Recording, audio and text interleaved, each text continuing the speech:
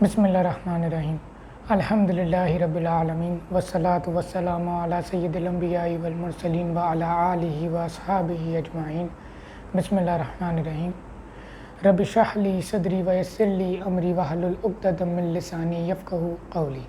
रब्बना आतिना मिन लदुनका रहमतन व हय्यि लना मिन अमरिना रशदा। बिस्मिल्लाहिर्रहमानिर्रहीम इन्नल्लाह व मलाइकतुहु युसल्लूना अलन नबी या अय्युहल्लज़ीना आमनू सल्लु अलैहि व सल्लिमू तस्लीमा। अल्लाहुम्मा सल्लि अला मुहम्मदिन व अला आलि मुहम्मद। बिस्मिल्लाहिर्रहमानिर्रहीम। आज 21वीं रमज़ान है, पहली ताक़रात है इस रमज़ान की, और 21वीं रमज़ान यौम शहादत भी है मौला अली का। तो उस हवाले से आज की जो वीडियो है वो इसी चीज़ पे बेस्ड है। आज हम बात करेंगे कि जो हमारे पहले दो खलीफा थे, हज़रत अबू बकर सिद्दीक़ रज़ियल्लाहु अन्हु और हज़रत उमर रज़ियल्लाहु तआला अन्हु की वफ़ात के बाद से किस तरह इस्लामी निज़ाम जो है वो कमज़ोर पड़ा और किस तरह हल्के हल्के खिलाफत ख़त्म हुई और खिलाफत मलूकियत में तब्दील हुई, और कौन थे इस्लाम के पहले बादशाह, फिर कब से मुसलमानों का उरूज शुरू हुआ और इस्लाम का ज़वाल शुरू हुआ। लेकिन ये सब सोचने समझने से पढ़ने से पहले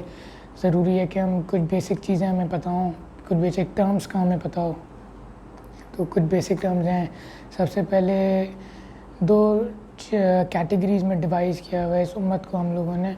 एक होते हैं रवाफ़िज़ यानी रावज़ी जिन्हें कहा जाता है। ये ज़्यादातर शियाओं के ऊपर क्लेम किया जाता है कि ये रावदी हैं। किसी भी शिया से अगर कोई अनबन है या कोई बात उनकी अच्छी नहीं लगती तो उनको फ़ौरन कह दिया जाता है कि तुम तो रावदी हो। असल में बेसिकली रावदी उन्हें कहता है जो पहले दो खलीफाओं के ख़िलाफ़, जो पहले दो खलीफा हैं हमारे इस्लाम में, हज़रत अबू बकर और हज़रत उमर, उनके ख़िलाफ़ कोई बातचीत की जाए या उनके तान किया जाए या उन पे लान तान की जाए, उन्हें कहते हैं रावज़ी। उन लोगों को कहते हैं जो उन पे लान तान करते हैं हज़रत अबू बकर हज़रत उमर पे, उन्हें रावदी कहा जाता है। लेकिन आज के ज़माने में हर वो शख्स जो किसी भी सहाबा के ख़िलाफ़ कोई भी बात करे, अच्छी या बुरी,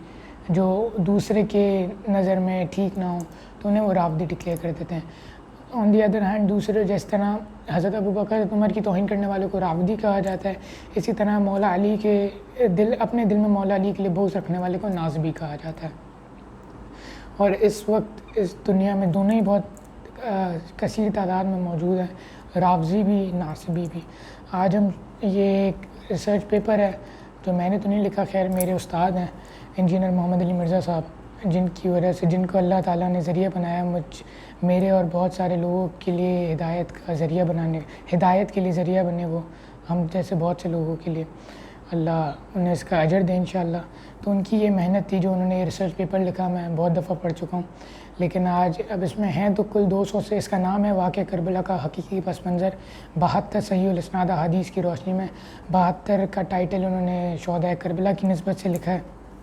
लेकिन इसमें अहादीस 200 से भी ज़्यादा हैं। मैं सारी 200 अहादीस तो डिस्कस नहीं करूँगा, मैं पॉइंट कर चुका हूँ, मार्क कर चुका हूँ कौन कौन सी मेन अहादीस हैं जो मेरा प्लॉट डिस्कस करने में, डिस्क्राइब करने में मेरा मदद करेंगी। तो हम सिर्फ उन्हीं पे बात करेंगे। तो अगर आपको ये पूरा रिसर्च पेपर पढ़ना हो तो मैं नीचे लिंक लगा दूँगा, आप बता दूँगा, आप उनके पेज पे जाके किसी सॉफ्ट कॉपी भी डाउनलोड कर सकते हैं, PDF फॉर्म में भी अवेलेबल है, ये इंग्लिश उर्दू दोनों में। अगर आपको हार्ड कॉपी चाहिए तो इनका नंबर है इनकी अकेडमी का, वो भी मैं नीचे लिख दूँगा। तो आप उस नंबर पर कॉल करके इस रिसर्च पे इसके साथ 10 और रिसर्च पेपर्स हैं उनको भी साथ मंगवा सकते हैं, सिर्फ 300-350 रुपये में। तो खैर अल्लाह का नाम लेके शुरू करते हैं। बिस्मिल्लाहिर्रहमानिर्रहीम। ये हमारा रिसर्च पेपर जो है वो 6 टॉपिक्स में डिवाइडेड है, जिसमें से मैं सिर्फ 5 को एड्रेस करूँगा, आखिरी वाले को नहीं, उसको बाद में कभी देखेंगे। हमारे पहले टॉपिक का नाम है मनहज नबवी पर कायम खिलाफत राशिदा की सही मुद्दत कितनी थी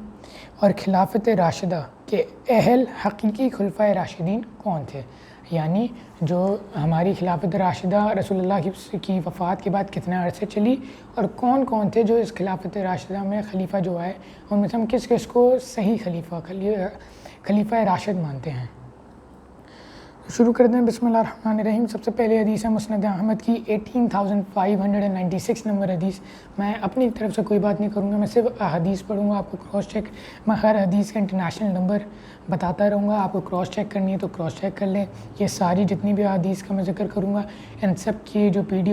सॉफ्ट कॉपीज़ हैं PDF की फॉर्म में वो अवेलेबल हैं। आपको चाहिए हो तो मुझे बता दीजिएगा, मैं आपको भेज दूँगा। अगर आप खुद डाउनलोड कर सकते हैं तो कर ले और उसको क्रॉस चेक लाजमी कर लीजिएगा। پہلی حدیث مسند احمد کی 18596۔ سید نعمان بن بشیر بیان کرتے ہیں کہ رسول اللہ صلی اللہ علیہ وآلہ وسلم کے رازدار سیدنا حذیفہ بن یمان رضی اللہ عنہ نے فرمایا، مجھے عمرہ یعنی حکمرانوں کے بارے میں آپ صلی اللہ علیہ وآلہ وسلم کا خطبہ یاد ہے کہ رسول اللہ نے ارشاد فرمایا، تم میں نبوت باقی رہے گی جب تک اللہ تعالیٰ چاہے گا، پھر جب چاہے گا اسے اٹھا لے گا، پھر نبوت کی طرز پر خلافت ہوگی جب تک اللہ تعالیٰ چاہے گا، پھر جب چاہے گا اسے بھی اٹھا لے گا، پھر کاٹ کھانے والی بادشاہت ہوگی جب تک اللہ تعالیٰ چاہے گا، پھر جب چاہے گا اسے بھی اٹھا لے گا، پھر جابرانہ بادشاہت ہوگی جب تک اللہ تعالیٰ چاہے گا، پھر جب اللہ تعالیٰ چاہے گا اسے بھی اٹھا لے گا، پھر نبوت کی طرز پر خلافت ہوگی یعنی قرب قیامت سے پہلے امام مہدی رضی اللہ تعالیٰ عنہ علیہ السلام کی خلافت راشدہ۔ تو اب یہ کون ہے؟ نبوت کا وقت تو رسول اللہ صلی اللہ علیہ وسلم کی وفات سے پہلے کا وقت۔ پھر خلافت راشدہ کا ذکر ہے کہ خلافت ہوگی علی منہاج نبوہ، یعنی خلافت وہ جو منہج نبوی پر قائم ہوگی۔ اس کے بعد کاٹ کھانے والی حکومت، کون تھے جن کی دور میں کاٹ کھانے والی حکومت ہوئی، وہ آگے ہمیں پتہ چلے گا۔ خیر، پھر سنن نسائی الکبریٰ کی 8155 نمبر حدیث ہے۔ سیدنا سعید تابعی رحمہ اللہ کا بیان ہے کہ رسول اللہ صلی اللہ علیہ وآلہ وسلم کے آزاد کردہ غلام سیدنا سفینہ رضی اللہ عنہ بیان کرتے ہیں کہ رسول اللہ نے ارشاد فرمایا،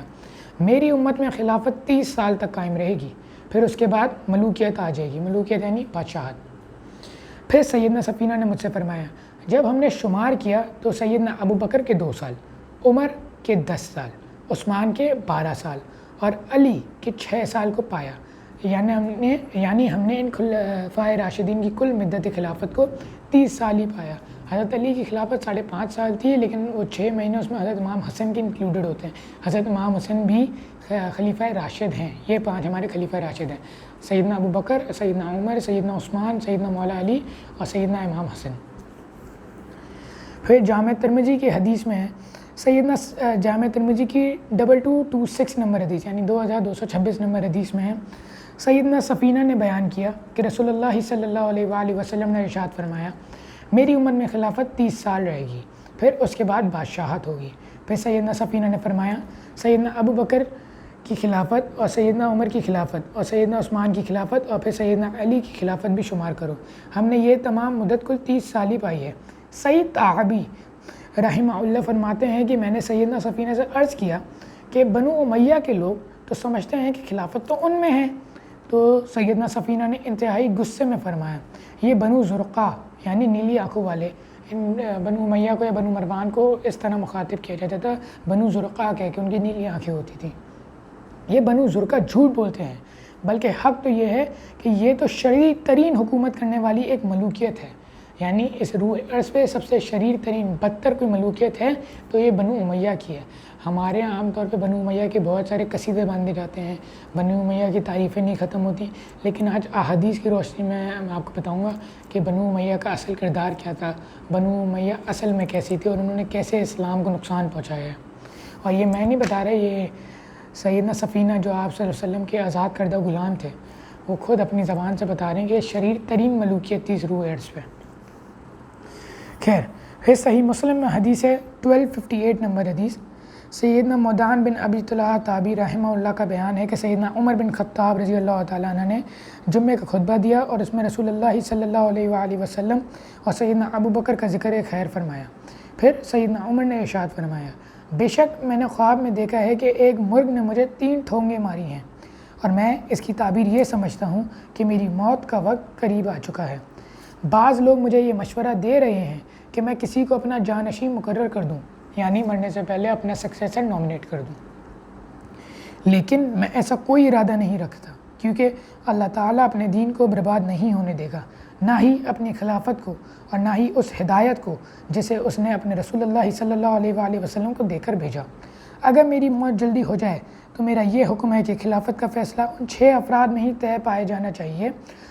جن سے رسول اللہ صلی اللہ علیہ وآلہ وسلم اپنی وفات تک راضی تھے۔ ان 6 افراد کا نام آگے دوسری حدیث میں ہے، وہ میں ابھی سنا دیتا ہوں، وہ صحیح بخاری کی حدیث ہے۔ ویسے وہ 6 لوگ تھے، حضرت سیدنا علی، سیدنا عثمان، سیدنا طلحہ، سیدنا زبیر، سیدنا عبد الرحمن بن عوف اور سیدنا سعد بن ابی وقاص رضی اللہ تعالی عنہ۔ اور مجھے خوب معلوم ہے کہ بعض لوگ اس امر خلافت میں طعن کریں گے، اور یہ وہی لوگ ہیں جن کو میں نے اسلام کی خاطر ان کے اسلام قبول کرنے سے پہلے اپنے ان ہاتھوں سے بھی مارا ہے۔ اب آپ نے ان ورڈز پر فوکس کرنا ہے، ان کو یاد رکھنا ہے۔ حضرت عمر کیا کہہ رہے ہیں کہ جو لوگ اس امر خلافت میں طعن کریں گے، یعنی کوئی مشکل کھڑی کریں گے، تو یہ وہی لوگ ہوں گے جن کو میں نے اپنے ان ہاتھوں سے اسلام قبول کرنے سے پہلے، ان کے اسلام قبول کرنے سے پہلے ان کو مارا ہے، اور اب انہیں امر خلافت کا شوق ہے۔ آپ نے ان ورڈز کو یاد رکھنا ہے۔ پھر اس کے بعد صحیح بخاری اور صحیح مسلم کی متفق علیہ حدیث ہے۔ صحیح بخاری میں 3677 اور صحیح مسلم میں 6187 یعنی 6187 نمبر حدیث ہے۔ سیدنا عبداللہ بن عباس بیان فرماتے ہیں کہ میں لوگوں کے ہمراہ سیدنا عمر بن خطاب کی میت کے پاس کھڑا تھا کہ پیچھے سے ایک آدمی نے میرے کندھے پر اپنی کوہنی رکھی اور کہا، اللہ تعالیٰ آپ سیدنا عمر پر رحمت فرمائیں۔ مجھے شروع ہی سے امید واسق تھی کہ اللہ تعالیٰ آپ کو یعنی حضرت عمر کو اپنے دونوں ساتھیوں یعنی رسول اللہ اور سیدنا ابو بکر کے ساتھ اکٹھا فرما دیں گے، کیونکہ میں اکثر رسول اللہ سے یہ سنا کرتا تھا کہ آپ فرمایا کرتے تھے، میں ابو بکر اور عمر یہاں گئے، ابو بکر اور عمر نے یہ کیا، میں ابو بکر اور عمر یہ کر رہے تھے، تو میں توقع رکھتا تھا کہ اللہ تعالیٰ آپ کو ان دونوں ساتھیوں کے ساتھ موت کے بعد بھی اکٹھا فرما دے گا۔ سیدنا عبداللہ بن عباس کا بیان ہے، جب میں نے اس شخص کی طرف مڑ کر دیکھا تو وہ سیدنا علی ابن ابی طالب تھے، جو ان کی میت پہ، سیدنا عمر کی میت پہ ان کی تعریفیں کر رہے تھے۔ اور یہ خطبہ صرف صحیح مسلم صحیح بخاری میں نہیں ہے، یہ نہج البلاغہ میں بھی ہے جو اہل تشیع کی کتاب ہے، یہ اس میں بھی حضرت علی کا خطبہ نقل ہوا ہے۔ اگلی حدیث ہے صحیح بخاری کی۔ صحیح بخاری میں اس کا نمبر ہے 4108۔ سیدنا عبداللہ بن عمر بیان فرماتے ہیں کہ میں اپنی ہمشہرہ ام المؤمنین سیدہ حفصہ رضی اللہ عنہا کے پاس گیا، اس حال میں کہ ان کے بالوں سے پانی ٹپک رہا تھا۔ میں نے ان سے عرض کی، لوگوں کا معاملہ جو صورت اختیار کر گیا ہے آپ بخوبی اس سے واقف ہیں، میرا تو کوئی دخل اس امر خلافت اور اقتدار میں نہیں رہ گیا۔ ام المؤمنین نے فرمایا، تم ابھی جاؤ کیونکہ لوگ تمہارا انتظار کر رہے ہیں، اور مجھے ڈر ہے کہ تمہارے نہ جانے سے انتشار اور افتراق پیدا ہوگا۔ حضرت حفصہ جو تھیں رسول اللہ صلی اللہ علیہ وآلہ وسلم کی زوجہ تھیں، اور سیدنا عمر بن خطاب رضی اللہ عنہ کی بیٹی تھیں، اسی لحاظ سے وہ حضرت عبداللہ بن عمر کی بہن تھیں۔ تو حضرت عبداللہ بن عمر ان کے پاس گئے ایک دن، ان کو بتانے لگے کہ اس امر خلافت میں میرا کوئی دخل نہیں ہے، لیکن انہوں نے کہا کہ ابھی تم یہاں سے جاؤ، کیونکہ مسئلہ تحکیم کے بعد جو حضرت علی اور حضرت معاویہ کے بیچ میں طے پایا تھا، اس کے بعد پہلی دفعہ امیر شام حضرت امیر معاویہ جو ہیں وہ مدینہ آئے تھے اور وہاں پہ کوئی بیان کر رہے تھے۔ تو حضرت حفصہ نے بولا کہ بہتر ہے تم وہاں پہ چلے جاؤ، یہ حدیث کے الفاظ میں اپنی طرف سے کچھ نہیں بولا، وہاں تم چلے جاؤ اس سے پہلے کہ وہاں کوئی انتشار پیدا ہو۔ تو ام المومنین سیدہ حفصہ رضی اللہ عنہ نے با اصرار انہیں بھیج کر ہی چھوڑا، انہیں وہاں بھیج دیا۔ چنانچہ سب لوگ متفرق ٹکڑیوں میں بیٹھ گئے، تو حضرت معاویہ بن ابی سفیان وہاں مدینہ شریف میں خطبہ دیا اور کہا، جو کوئی اس امر خلافت و اقتدار میں بولنا چاہتا ہے تو وہ ذرا سر اٹھائے، یقیناً ہم اس کے اور اس کے باپ سے بھی زیادہ خلافت کے ایک حقدار ہیں اور مستحق ہیں، نعوذ باللہ۔ راوی حدیث حبیب بن مسلمہ تابعی نے بعد میں سیدنا عبداللہ بن عمر سے پوچھا، اے سیدنا عبداللہ بن عمر، پھر آپ نے ان حضرت معاویہ کو کیوں جواب نہیں دیا؟ اس سے ہمیں پتہ چلتا ہے کہ تابعی نے جب حضرت عمر سے سوال حضرت عبداللہ بن عمر سے پوچھا تو حضرت امیر معاویہ جس سے بات کرنا چاہ رہے تھے اس خطبے میں، جس کو ایڈریس کرے تھے، وہ حضرت عبداللہ بن عمر ہی تھے، اور وہ ان سے کہہ رہے تھے کہ میں تم سے اور تمہارے باپ سے زیادہ خلافت کا حقدار ہوں۔ ٹھیک ہے، اب آگے جواب سنیں۔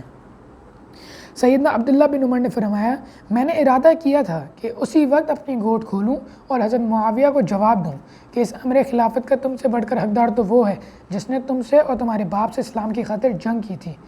یعنی کون؟ یعنی یا تو سیدنا علی یا پھر سیدنا عبداللہ بن عمر، وہ کیوں دونوں؟ کیونکہ یہ لوگ اسلام لائے ہیں فتح مکہ پہ، حضرت امیر معاویہ وغیرہ فتح مکہ ہونے کے بعد یہ زبردستی اسلام لائے تھے، کیونکہ اپنی موت کا خوف تھا اس وقت، اور اسلام لانے کے بعد بھی ابو سفیان کا دل اس پہ متفق نہیں تھا، اس پہ راضی نہیں تھا کہ اسلام میں ہی انہیں رہنا چاہیے، ان کا دل پھر بھی ادھر ادھر بھٹکتا رہتا تھا۔ خیر، یہاں پہ انہوں نے بولا کہ حضرت امیر معاویہ نے حضرت عبداللہ بن عمر کو، میں تم سے اور تمہارے باپ سے زیادہ، یعنی حضرت عمر سے زیادہ خلافت کا حقدار ہوں۔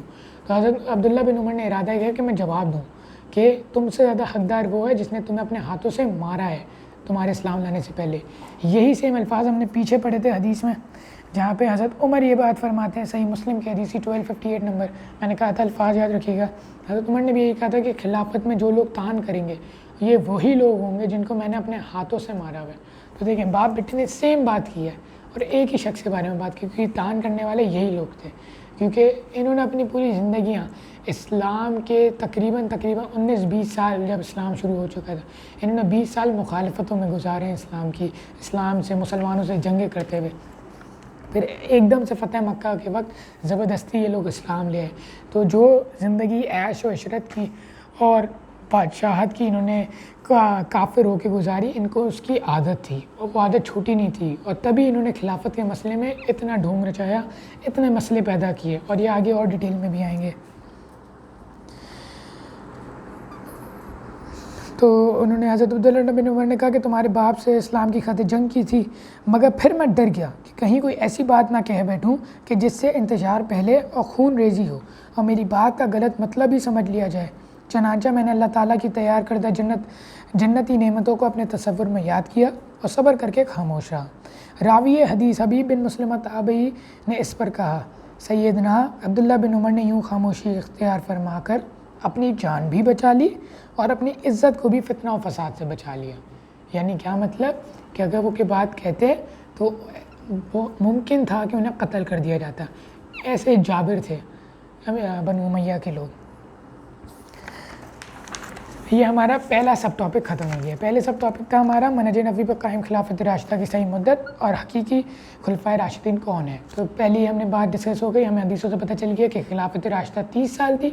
جس میں 2 سال ابو بکر رضی اللہ عنہ کے، 10 سال حضرت عمر کے، 12 سال حضرت عثمان کے، 5.5 سال حضرت علی کے، اور 6 مہینے حضرت امام حسن رضی اللہ عنہ کے۔ یہ 5 ہمارے حقیقی خلفائے راشدین ہیں، اور امیر معاویہ جو ہیں وہ کیونکہ حضرت امام حسن کے بعد صلح حسن کے بعد آئے تھے اقتدار میں، تو وہ جو ہیں وہ اسلام کے پہلے بادشاہ ہیں، وہ خلفائے راشدین نہیں ہیں۔ ہمارا دوسرا سب ٹاپک ہے خلیفہ راشد سے بغاوت بدعت ہے، جنگ جمل، صفین، نہروان میں سیدنا علی کی حقانیت اور شہادت سیدنا عثمان رضی اللہ تعالی عنہ کے اصلی اسباب۔ ایک تو ہمیں اسباب پتہ ہیں جھوٹے، کہ عبداللہ بن سبا نام کا ایک آدمی تھا، نعوذ باللہ اس نے اکیلے ہی ہزاروں صحابہ کو گمراہ کر کے حضرت عثمان کے خلاف بغاوت کر کے قتل کر دیا۔ یہ جھوٹ ہے۔ ہماری مین اسٹریم کی جو 6 کتابیں ہیں اہل سنت کی، جس میں بخاری، مسلم، ترمذی، ابن ماجہ، ابو داؤد اور نسائی آتی ہیں، ان 6 میں عبداللہ بن سبا کا کوئی ذکر بھی نہیں ہے۔ جو وجہیں بنی تھیں حضرت عثمان کی شہادت کی وہ کچھ اور تھیں، وہ ہم اس میں ابھی ڈسکس کریں گے، لیکن وہ عبداللہ بن سبا نہیں تھی۔ عبداللہ بن سبا تو ایک آدمی تھا جو حضرت علی کے دور میں خروج ہوا تھا، اور وہ نصیری تھا جس نے حضرت علی کے لیے الوہیت کلیم کر لی تھی۔ اس کو حضرت علی نے اپنے ہاتھوں سے آگ میں پھینکوا کے قتل کروایا تھا۔ تو یہ آل امیہ کی بدماشیوں پہ اور ان کی کارناموں پہ پردہ ڈالنے کے لیے عبداللہ بن سبا کو ریزن بنایا جاتا ہے حضرت عثمان کی شہادت کا، لیکن اب میں بتاتا ہوں اصل وجوہات کیا تھی۔ پہلی حدیث مسند احمد میں 11309، المستدرک الحاکم میں 4621، اور سنن نسائی الکبریٰ میں اس کے نمبر ہے 8457، 8457۔ سیدنا ابو سعید خدری رضی اللہ عنہ بیان فرماتے ہیں کہ ہم رسول اللہ کے انتظار میں بیٹھے ہوئے تھے کہ آپ اپنی کسی اہلیہ محترمہ کے گھر میں سے تشریف لے آئے، پھر ہم بھی آپ صلی اللہ علیہ وسلم کے ہمراہ ہو لیے۔ اس دوران آپ صلی اللہ علیہ وسلم کا جوتہ مبارک ٹوٹ گیا، تو سیدنا علی ابن ابی طالب وہاں، حضرت علی ابن ابی طالب اس مبارک جوتے کی مرمت کرنے کی وجہ سے پیچھے رہ گئے، اور ہم رسول اللہ کے ہمراہ چلتے رہے، یہاں تک کہ آپ سیدنا علی کے انتظار میں رک گئے اور ہم بھی ان کے ساتھ ٹھہر گئے۔ وہاں آپ نے ارشاد فرمایا، تم میں ایک ایسا خوش نصیب شخص بھی ہے جو قرآن حکیم کی تفسیر کی خاطر مسلمانوں سے قتال کرے گا، جیسا کہ مجھے قرآن حکیم کی تنزیل یعنی حقانیت کی خاطر کفار سے قتال کرنا پڑتا ہے، یعنی جہاد کرنا پڑا تھا۔ یہ سن کر ہم شوق سے آپ کی طرف متوجہ ہوئے، کیونکہ ایک بڑی ایک شرف کی بات تھی کہ رسول اللہ کے بہاف پہ، آن دا بہاف آف رسول اللہ صلی اللہ علیہ وآلہ وسلم، مسلمانوں میں سے کوئی ایک دوسرے مسلمانوں کے خلاف جہاد کرے گا رسول اللہ کی طرف سے، کیونکہ رسول اللہ اس وقت دنیا میں موجود نہیں ہوں گے۔ اور وہ کیوں کرے گا؟ قرآن کی تفسیر کی خاطر، جس طرح رسول اللہ نے قتال کیا تھا کفار کے خلاف قرآن کی تنزیل کی خاطر۔ یہ سن کر ہم سب شوق سے آپ کی طرف متوجہ ہوئے، اس امید سے کہ شاید میں ہی وہ خوش نصیب ہوں، اور اس وقت ہمارے درمیان سیدنا ابو بکر اور سیدنا عمر بھی موجود تھے۔ تو سیدنا ابو بکر نے عرض کی انا رسول اللہ، تو آپ صلی اللہ علیہ وسلم نے فرمایا لا، جبکہ آپ صلی اللہ علیہ وسلم کی بالکل عادت نہیں تھی کہ آپ صلی اللہ علیہ وسلم کسی بات پہ بھی لا یعنی نہیں کہتے تھے۔ حضرت ابو بکر نے بولا انا یا رسول اللہ، تو حضرت آپ صلی اللہ علیہ وسلم نے فرمایا نہ۔ پھر حضرت عمر نے بولا انا یا رسول اللہ، تو آپ صلی اللہ علیہ وسلم نے بولا نہ۔ پھر آپ صلی اللہ علیہ وسلم نے ارشاد فرمایا نہیں، تم میں سے کوئی بھی ایسا شخص نہیں، بلکہ یہ تو وہ خوش نصیب ہے جو میرے جوتے گھاٹنے میں اس وقت مصروف ہے، یعنی مولا علی علیہ السلام۔ چنانچہ ہم سب سیدنا علی کی طرف دوڑے اور ان کے پاس بھاگے، ان کے پاس پہنچ کے ہم نے یہ بشارت دی۔ تو مولا علی نے اپنا سر اوپر کر کے اپنا سر اوپر کر کے مسکرا دیے، جس سے ہمیں معلوم ہوا کہ مولا علی کو ان باتوں کا پہلے سے معلوم ہے، یعنی رسول اللہ اپنے انڈر ان کو پہلے سے ٹرین کر رہے ہیں آگے والے انفارچونیٹ ایونٹس کے لیے، آگے جو ہو سکتے، کیونکہ رسول اللہ کو تو علم غیب اللہ کی طرف سے معلوم تھا، جو غیب کی خبریں تھیں، جو آگے کیا کیا ہو سکتا ہے اور آگے کیا کیا ہونے والا تھا، رسول اللہ کو اللہ بتا چکا تھا۔ اس کے لیے اللہ تعالیٰ رسول اللہ جو ہیں وہ مولا علی کو تیار کر رہے تھے، کیونکہ رسول اللہ کے بہاف پہ مولا علی نے آگے جنگیں کرنی تھی۔ کون سی جنگیں؟ جمل، صفین، نہروان۔ اگلی حدیث صحیح بخاری کی ہے، اس میں صحیح بخاری کا نمبر 7100۔ اب یہ جمل کا ذکر ہو رہا ہے، جنگ جمل کا۔ سیدنا اب میں بتاتا ہوں کہ جنگ جمل میں کون سی جو پارٹی ہے وہ حق پر تھی۔ سیدنا ابو مریم اسدی تابعی رحمہ اللہ کا بیان ہے کہ جب سیدنا طلحہ، سیدنا زبیر اور ام المؤمنین سیدہ عائشہ رضی اللہ عنہ بصرہ کی طرف جنگ جمل کے لیے روانہ ہوئے تو سیدنا علی نے سیدنا عمار بن یاسر اور اپنے بیٹے امام حسن کو ہمارے پاس کوفہ روانہ فرمایا تاکہ وہاں سے فوجی مدد حاصل کر سکیں۔ تو وہ دونوں ممبر پہ چڑھے، سیدنا حسن ممبر کے اوپر والے حصے پر تشریف فرما ہوئے اور سیدنا عمار نیچے والے حصے پہ کھڑے ہوئے۔ اس وقت سیدنا عمار کی عمر تقریباً 80 سال کی تھی، امام حسن تو بچے تھے ان کے سامنے۔ پھر بھی اہل بیت ہونے کی خاطر حضرت عمار نے انہیں اوپر بٹھایا ممبر پہ اور خود نیچے کے بیٹھے۔ ہم سب ان کی بات سننے کے لیے اکٹھا ہوئے۔ سیدنا عمار بن یاسر نے فرمایا ام المومنین سیدہ عائشہ رضی اللہ عنہ لشکر لے کر مکہ مکرمہ سے بصرہ روانہ ہو چکی ہیں۔ اللہ تعالیٰ کی قسم وہ دنیا اور آخرت میں رسول اللہ صلی اللہ علیہ وآلہ وسلم کی زوجہ محترم ہیں، مگر اس وقت اللہ تعالیٰ تمہارا امتحان فرمانا چاہتا ہے۔ دیکھیں عزت کم نہیں ہونے دی، جبکہ پتہ ہے کہ وہ جنگ کرنے کے لیے نکلی ہیں ان سے، لیکن ان کی عزت میں کوئی کمی نہیں ہونے دی۔ فرمایا کہ وہ تمہارے رسول کی دنیا اور آخرت دونوں میں زوجہ ہیں۔ اللہ تعالیٰ تمہارا امتحان فرمانا چاہتا ہے کہ تم خلیفہ راشد کی اطاعت کے ذریعے اللہ تعالیٰ کی اطاعت کرتے ہو یا پھر سیدہ عائشہ رضی اللہ عنہ کی پیروی کرتے ہو۔ یہ کیا بات ہوئی؟ حضرت علی کی اطاعت میں اللہ تعالیٰ کی اطاعت کہاں سے آ گئی؟ وہ ایسے آ گئی کہ سورہ نساء کی آیت نمبر 59 ہے، اولو الامر منکم، وہ ایسے آ گئی کہ سورہ نساء کی آیت نمبر 59 میں اللہ تعالیٰ کہتا ہے کہ اطاعت کرو اللہ کی اور اس کے رسول کی، اور اپنے بیچ خلیفہ راشد ہیں، اپنے بیچ جو امر رکھنے والے ہیں، حاکم ہیں، ان کی اطاعت کرو۔ لیکن آگے پھر اللہ فرماتا ہے ان کی اطاعت تب تک کرو جب تک وہ اللہ کی اطاعت کریں، اور جب وہ اللہ کی اطاعت نہ کریں تو انہیں چھوڑ دو۔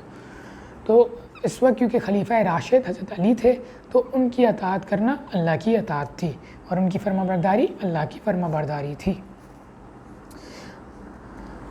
اللہ تعالیٰ کی اطاعت کرتے ہو یا پھر سیدہ عائشہ رضی اللہ عنہ کی پیروی کرتے ہو۔ پھر صحیح بخاری میں 4425 نمبر حدیث ہے، یہ اوپر والی تھی 7100، یہ ہے صحیح بخاری کی 4425۔ سیدنا ابو بکر کا بیان ہے کہ جنگ جمل کے دنوں میں اللہ تعالیٰ نے مجھے رسول اللہ کے فرمان مبارک سے بہت فائدہ پہنچایا، جبکہ میں سیدنا علی کے خلاف جمل والوں کے ساتھ سیدہ عائشہ رضی اللہ عنہ کے لشکر میں شریک ہونے ہی والا تھا۔ ابو بکر ہیں یہ ایسا ابو بکر نہیں ہے، ابو بکر ایک اور صحابی تھے، وہ کہہ رہے ہیں کہ میں بہت ٹینشن میں تھا جمل سے پہلے، کیونکہ ایک طرف ام المومنین سیدہ عائشہ تھی، دوسری طرف خلیفہ راشد حضرت علی تھے، لیکن پھر مجھے رسول اللہ کا ایک فرمان یاد آیا جس سے میرے لیے بہت آسان ہو گیا فیصلہ کرنا کہ میں کس کی پارٹی جوائن کروں اور کس کے خلاف جنگ کروں۔ تو وہ فرماتے ہیں کہ میں نے رسول اللہ صلی اللہ علیہ وسلم سے سنا تھا وہ قوم کبھی بھی فلاح یا کامیابی حاصل نہیں کر سکتی جو اپنا سربراہ کسی عورت کو بنا لے. یعنی انہوں نے اس بات سے ڈیسائیڈ کیا کہ کیونکہ جمل میں ان کے لیڈر جو تھیں وہ سیدہ عائشہ تھیں، تو کیونکہ ان کی سربراہ ایک عورت ہے تو ان کو کامیابی نہیں مل سکتی. اس لیے انہوں نے حضرت علی کی پارٹی جوائن کی اور الٹیمیٹلی وہ جنگ حضرت علی کی پارٹی ہی جیت گئی، کیونکہ وہ برحق بھی تھے، کیونکہ انہیں رسول اللہ کے بہاف پہ جنگ کرنی بھی تھی. آگے مسند احمد کی 24,758 نمبر حدیث ہے.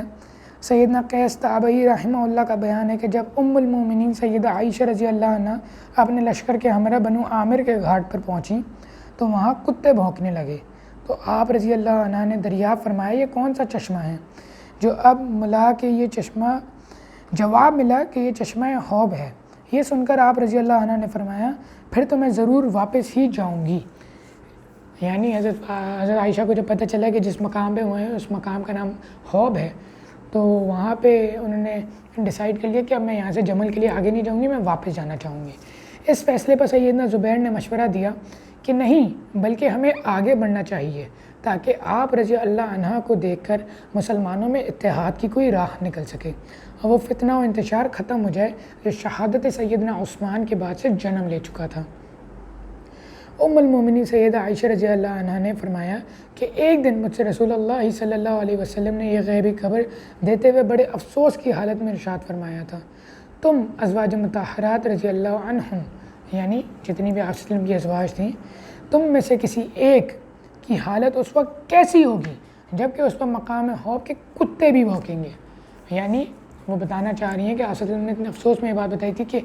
ازواج مطہرات میں سے کوئی ایک ایسی غلطی پہ ہوگی، وہ ایسا کوئی ناکام کریں گی جس کی وجہ سے کتے بھی ان پہ بھونکیں گی، اور اس وقت انہیں احساس ہوگا کہ وہ کتنا کوئی غلط کام کرنا چاہ رہی ہیں. جب مقام حوب پہ سیدہ عائشہ پہ وہ کتے بھونکے تو انہیں احساس ہوا کہ کیونکہ رسول اللہ نے زوجہ کا نام نہیں بتایا تھا، تو عائشہ کو احساس ہوا کہ جو بات رسول اللہ نے کہی تھی وہ میرے بارے میں ہی تھی اور مجھے یقیناً یہاں سے واپس جانا چاہیے، کیونکہ جس کام کے لیے میں آگے جا رہی ہوں وہ مفید ثابت نہیں ہوگا، کیونکہ اس میں رسول اللہ کی حامی شامل نہیں ہے. رسول اللہ تو الٹا افسوس میں تھے کہ میری بیویوں میں سے کوئی ایسا کوئی کام کرے گا.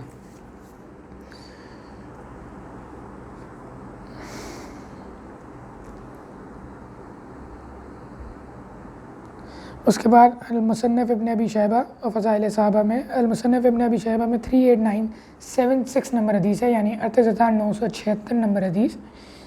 کہ سیدنا علی ابن ابی طالب فرماتے تھے مجھے اللہ تعالیٰ سے قوی امید ہے کہ میں، سیدنا عثمان بن عفان، سیدنا طلحہ اور سیدنا زبیر ان لوگوں میں سے ہوں گے جن کے متعلق اللہ تعالیٰ نے قرآن حکیم میں ارشاد فرمایا ہے، اور ہم ان ایمان، یہ سورہ حجرات کی آیت نمبر 47 ہے، اور ہم نے ان ایمان والوں کے سینوں میں سے ہر قسم کا کینہ کھینچ نکالیں گے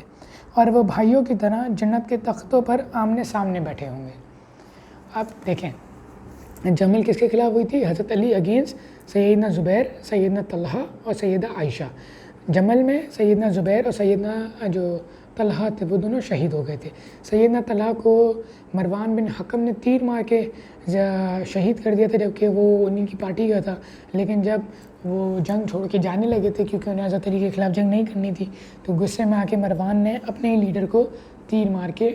شہید کر دیا تھا. مروان بن حکم جو تھا وہ سیدنا عثمان کا داماد بھی تھا، اور یہ ایک بہت بڑی وجہ تھی جس وجہ سے سیدنا عثمان جو ہیں شہید ہوئے تھے. اور آگے جا کے اسی نے حضرت علی پہ لعنت کرنے کی بدعت میں بھی بڑھ چڑھ کر حصہ لیا تھا. اور حضرت زبیر کے ساتھ جو واقعہ ہوتا ہے المصنف ابن ابی شیبہ میں بہت ڈیٹیل کے ساتھ آتا ہے کہ امام حسن مولا علی کے ان خیمے میں آئے تھے، انہوں نے فرمایا تھا کہ آپ سے سیدنا زبیر ملنے آئے ہیں. تو مولا علی نے فرمایا تھا، پروٹوکول دیا تھا، کیونکہ حضرت زبیر جو تھے وہ ان کی کزن بھی تھے حضرت علی کے سگے، ان کی پھپھو کے بیٹے تھے. تو حضرت علی نے حضرت امام حسن سے فرمایا تھا کہ حسن رک جاؤ، زبیر سے میں خود بات کرنے جاؤں گا. تو حضرت زبیر تو جنگ کے ارادے سے باہر آئے تھے. تو حضرت علی جب باہر نکلے تو حضرت علی نے فرمایا کہ اے زبیر، تمہیں وہ دن یاد ہے کہ تم مجھ سے بہت لاڈ اور پیار فرما رہے تھے، لیکن تم نے رسول اللہ نے پھر آ کے تم سے کہا تھا کہ زبیر آج تو تم علی سے بہت محبت دکھا رہے ہو، لیکن ایک وقت آئے گا کہ تم علی کے سامنے تلوار لے کے کھڑے ہو جاؤ گے اور تم اس وقت ظالم ہوگے. اور تو نے کہا تھا اس وقت زبیر کہ یا رسول اللہ میں علی کے خلاف تلوار لے کے کھڑے ہو جاؤں گا، اور آپ نے فرمایا تھا ہاں، اور اس وقت تم ظالم ہوگے. جب یہ بات حضرت علی نے حضرت زبیر کو یاد دلائی تھی تو وہ شرمندگی کے مارے کھڑے بھی نہیں ہو پائے تھے، اور انہوں نے تہیہ کر لیا تھا، انہوں نے اپنے آپ سے ڈیسائیڈ کر لیا تھا کہ میں جنگ میں حصہ نہیں لوں گا۔ وہ جنگ چھوڑ کے جانے لگے تھے، لیکن پیچھے سے حضرت علی کے ساتھیوں میں سے ایک ساتھی نے ان کا سر قلم کر کے ان کا سر حضرت علی کے سامنے رکھ دیا تھا، جس پر حضرت علی نے فرمایا تھا کہ جس نے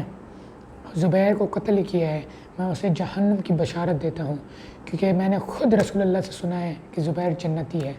یعنی جنگ کرنے آئے ہوئے ہیں لیکن ان کی عزت میں کمی نہیں ہونے دی حضرت علی نے، کیونکہ وہ غلطی پہ تھے، وہ ان کی اجتہادی خطا تھی، اجتہاد انہیں غلط لگا۔ ان لوگوں کو لگا کہ دنیا بھر میں جو مسلمان دنیا تھی اس میں جو فتنے اٹھ رہے ہیں وہ سیدنا عثمان کی شہادت کا بدلہ لینے کے لیے ہی اٹھ رہے تھے، لیکن در حقیقت جو فتنہ امیر شام کی طرف سے، امیر شام معاویہ بن ابی سفیان کی طرف سے اٹھایا گیا تھا، وہ در حقیقت سیدنا عثمان کی شہادت کا بدلہ لینے کے لیے نہیں، بلکہ وہ اس لیے وہ اقتدار حاصل کرنے کے لیے، وہ خلافت حاصل کرنے کے لیے اٹھایا گیا تھا، جس وجہ سے حضرت علی کی تمام خلافت وہ جنگوں کی نظر رہی۔ اور حضرت عثمان کو شہید کروانے کی وجہ حضرت عثمان کے خود کے غلط فیصلے تھے، ان کا نرم رویہ تھا اپنے رشتہ داروں کی طرف، اور ان کا غلط رویہ تھا، باعث شہادت بنا، باعث بغاوت بنا، لیکن ان کی ساری برائیوں کا، ان کی ساری غلطیوں کا اللہ تعالیٰ نے ان کی شہادت کو کفارہ بنا دیا، کیونکہ حضرت عثمان کو اللہ تعالیٰ رسول اللہ صلی اللہ علیہ وآلہ وسلم نے کوئی 3 سے 4 دفعہ شہادت کی بشارت دی کہ عثمان جنتی ہے، عثمان جنتی ہے، عثمان جنتی ہے۔ تو جب حضرت علی نے دعا کی نا مصنف ابن ابی شیبہ میں کہ میں امید کرتا ہوں طلحہ، زبیر، عثمان اور میں ہی وہ لوگ ہوں گے جن کے لیے سورہ حجرات میں اللہ تعالیٰ نے فرمایا ہے کہ ہم ان کے دلوں سے کینہ نکال دیں گے اور یہ تختوں پہ آمنے سامنے بیٹھے ہوں گے، تو حضرت علی چاہتے تھے کہ جو بھی ہمارے بیچ میں ڈس ایگریمنٹس تھی اور ڈفرینس آف اوپینین تھا وہ اللہ تعالیٰ انشاءاللہ جنت میں دور کر دے گا، کیونکہ اللہ تعالیٰ حضرت علی جو ہے وہ خود بھی انہیں جنتی سمجھتے تھے۔ لیکن حضرت معاویہ کے ساتھ یہ معاملہ نہیں تھا، وہ میں آگے بتاتا ہوں۔ اگلی حدیث صحیح بخاری میں 3111 نمبر حدیث، سیدنا محمد بن حنفیہ تابعی، یہ محمد بن حنفیہ جو تھے یہ حضرت علی کے سگے بیٹے تھے، حنفیہ نامی عورت سے۔ اگر سیدنا محمد بن حنفیہ بیان فرماتے ہیں، اگر میرے والد علی ابن ابی طالب نے سیدنا عثمان بن عفان کا ذکر برائی سے کرنا ہوتا تو اس دن کرتے جب کچھ لوگوں نے آ کر حضرت علی سے سیدنا عثمان کے گورنروں کی ناانصافیوں اور مظالم کی شکایت کی، تو انہوں نے مجھے حکم دیا کہ رسول اللہ کی لکھوائی ہوئی یہ تحریر جو بیت المال سے متعلق شرعی احکام پر مشتمل تھی ساتھ لے کر سیدنا عثمان کے پاس جاؤ اور انہیں سمجھاؤ کہ اپنے گورنروں کو بیت المال میں رسول اللہ کے سنت طریقے پر تصرف کرنے کا حکم دیں۔ چنانچہ میں سیدنا عثمان کی خدمت میں حاضر ہوا اور سیدنا علی کا پیغام پہنچا دیا۔ تو انہوں نے سیدنا عثمان نے مجھ سے فرمایا ہمیں اس تحریر کی کوئی ضرورت نہیں ہے۔ چنانچہ میں اس کو لے کر سیدنا علی کے پاس واپس آیا اور سارا واقعہ بیان کیا، تو سیدنا علی نے فرمایا اس تحریر کو جہاں سے تم نے اٹھایا تھا وہیں واپس رکھ دو۔ تو ان کے بیٹے فرما رہے ہیں اگر میرے باپ کو عثمان سے بدلہ لینا ہوتا یا عثمان کے بارے میں کوئی بری بات کرنی ہوتی تو اس دن کہتے جس دن عثمان نے یہ حرکت کی تھی، کیونکہ دیکھیں یہ ایک ڈس رسپیکٹ تھی حضرت علی کی بھی اور رسول اللہ کی اس کی بھی، کیونکہ جب حضرت علی اپنی طرف سے لکھوایا وہ کوئی تحریر تو نہیں بھیجی تھا انہوں نے، تو وہ تحریر بھیجی تھی جو رسول اللہ نے حضرت علی کو پاس لکھوائی تھی تاکہ جب وہ وفات پا جائیں تو جب بیت المال کو بانٹنے کا وقت آئے تو اس میں کوئی معاملات پیش نہ آئیں، کوئی تکلیفیں پیش نہ آئیں اور جو بھی خلیفہ وقت ہو ان کی مدد ہو سکے، لیکن حضرت عثمان نے نہیں لیا، واللہ عالم کیوں۔ تو حضرت علی نے کچھ کہنے کی بجائے کچھ کرنے کے بجائے اسے اگنور کیا اور کہا جہاں سے اٹھایا تھا وہاں واپس رکھ دو اور برداشت کر گئے۔ پھر اس کے بعد صحیح بخاری کی اگلی حدیث 3112، سیدنا علی بن حسین یعنی امام زین العابدین، ان کا نام تھا علی بن حسین بن علی، یعنی یہ امام حسین کے بیٹے تھے۔ امام زین العابدین رضی اللہ عنہ مروان بن حکم کا بیان نقل کرتے ہیں، یہ مروان بن حکم کا انہوں نے جو بیان تھا وہ نقل کیا اور سنا رہے ہیں، میں یعنی مروان سیدنا عثمان اور سیدنا علی بن ابی طالب کے پاس اس وقت موجود تھا جبکہ سیدنا عثمان حج تمتع یعنی حج اور عمرہ ایک ہی سفر میں ساتھ کرنے سے منع کر رہے تھے، جب سیدنا علی نے صورتحال دیکھی تو کہا لبیک بے عمرتی و حجہ، یعنی عمر اور حج اکٹھا کرنے کا اعلان کیا حضرت علی نے، اور فرمایا میں کسی شخص کے کہنے پر رسول اللہ کی سنت ترک نہیں کروں گا۔ یعنی دیکھیں اختلاف تھے، یہ جو آپ کو پٹی پڑھائی جاتی ہے نا صحابہ کے بیچ میں کوئی اختلاف نہیں تھے، سب ایک دم امن و امان سے، یہ جھوٹ ہے، کیونکہ رسول اللہ نے اپنی وفات سے کچھ عرصہ پہلے ہی پیشن گوئیاں کر دی تھی کہ ان کی وفات کے بعد کیا کیا فتنے آنے والے ہیں، کیا کیا مصیبتیں آنے والی ہیں، ان کو کس طرح ڈیل کرنا پڑے گا اور ڈیل کرنا چاہیے، اور اس کے لیے جو ہے آپ کو کیا کیا اقدام اٹھانے پڑیں گے، اور اس میں اور یہ اختلاف ہونا بھی ان پیشن گوئیوں میں سے ایک پیشن گوئی ہے۔ تو یہ دیکھیں جیسے میں نے اوپر بتایا، یہ پہلا اختلاف تھا کہ انہوں نے تحریر لینے سے منع کر دیا حضرت علی سے۔ دوسرا، حضرت عثمان نے حج تمتع پہ بین لگا دیا، لیکن حضرت علی نے علی اعلان بتا دیا کہ میں کسی شخص کے، بھلے وہ خلیفہ راشد ہو، میں ان کی اطاعت نہیں کروں گا اگر وہ رسول اللہ کی اطاعت نہیں کرتے، کیونکہ یہ جو حج الوداع کا خطبہ تھا اس میں رسول اللہ نے فرمایا تھا کہ آج کے بعد حج اور عمرہ اپنے ایک ساتھ اس طرح داخل ہو گئے جس طرح میں نے یہ انگلیاں داخل کی ہیں ایک دوسرے میں۔ تو حج تمتع کرنا سنت نبوی ہے، اور حضرت علی نے کہا کہ میں کسی شخص کے کہنے پہ سنت نہیں ترک کروں گا۔ پھر اگلی حدیث صحیح مسلم کی 4457، ابو ساسان تابعی رحمہ اللہ بیان فرماتے ہیں میں سیدنا عثمان کے پاس موجود تھا کہ ولید بن عقبہ کو لایا گیا، اس نے نماز فجر کی 2 رکعت پڑھائیں اور پھر نمازیوں سے پوچھا اور پڑھا دوں؟ چنانچہ 2 اشخاص نے گواہی دی جن میں سے ایک حمران تھا کہ اس نے شراب پی ہوئی ہے، یعنی یہ گورنر تھا، یہ کوفہ کا گورنر لگایا تھا سیدنا عثمان نے اپنے دور خلافت میں ولید بن عقبہ کو، اور اس نے فجر میں 2 کی جگہ 4 رکعت نماز پڑھاتی تھی، جس میں سے 2 شخص نے آگے پھر گواہی دی تھی کہ ولید بن عقبہ جو ہے وہ شراب کی حالت میں تھا، وہ نشے کی حالت میں تھا۔ ایک اور آدمی نے گواہی دی کہ میں نے اس ولید کو کہ کرتے ہوئے دیکھا ہے، یعنی شراب پیتے ہوئے دیکھا ہے۔ تو سیدنا عثمان نے فرمایا اس نے شراب پی ہے اس لیے توقع کی ہے۔ پھر فرمایا، حضرت عثمان نے فرمایا اے علی اٹھیں اور اسے شراب نوشی کی حد کوڑے لگائیں۔ سیدنا علی نے اپنے بیٹے امام حسن سے فرمایا کہ اٹھو اے حسن اٹھو اور اسے کوڑے لگاؤ۔ اس پر سیدنا حسن بن علی نے عرض کیا جنہوں نے اس شخص کے اقتدار کا مزہ لیا ہے، یعنی حضرت عثمان، وہی اس کی تلخی بھی برداشت کریں۔ یعنی دیکھیں اب بنو امیہ اور بنو ہاشم، یہ عرصہ دراز سے ان کے بیچ میں ایک رائیولری تھی جو کہ ایک ٹیمپریری پیریڈ کے لیے ختم ہو گئی تھی جب تک رسول اللہ بیچ میں موجود تھے۔ رسول اللہ کی وفات کے بعد یہ جو مسئلہ تھا یہ ایک بار پھر عروج پہ تھا۔ حضرت امام حسن نے بولا کہ حضرت امام حسن کا یہ ماننا تھا کہ جس شخص نے انہیں گورنر بنایا ہے رشتہ دار ہونے کے ناطے، تو اگر ان کی اچھی حرکتوں کا مزہ وہ لیتے ہیں تو ان کی برائیوں کا مزہ بھی وہی لیں۔ ہم بنو ہاشم ہو کے ان کے کیوں ماریں، تاکہ جب بات بڑھے تو وہ کہیں کہ ہم بنو ہاشم اور بنو امیہ کی لڑائی کے لیے سب کر رہے تھے۔ تو اب حضرت امام حسن جو ہیں وہ یہ کہہ کر اٹھ گئے اور وہاں سے اس محفل سے چلے گئے، اور انہوں نے اپنے باپ کی بھی بات نہیں مانی۔ پھر حضرت علی رضی اللہ عنہ نے پھر حضرت علی رضی اللہ تعالیٰ نے فرمایا اے عبداللہ بن جعفر تم اٹھو اور اسے کوڑے لگاؤ۔ تو عبداللہ بن جعفر نے انہیں کوڑے لگائے۔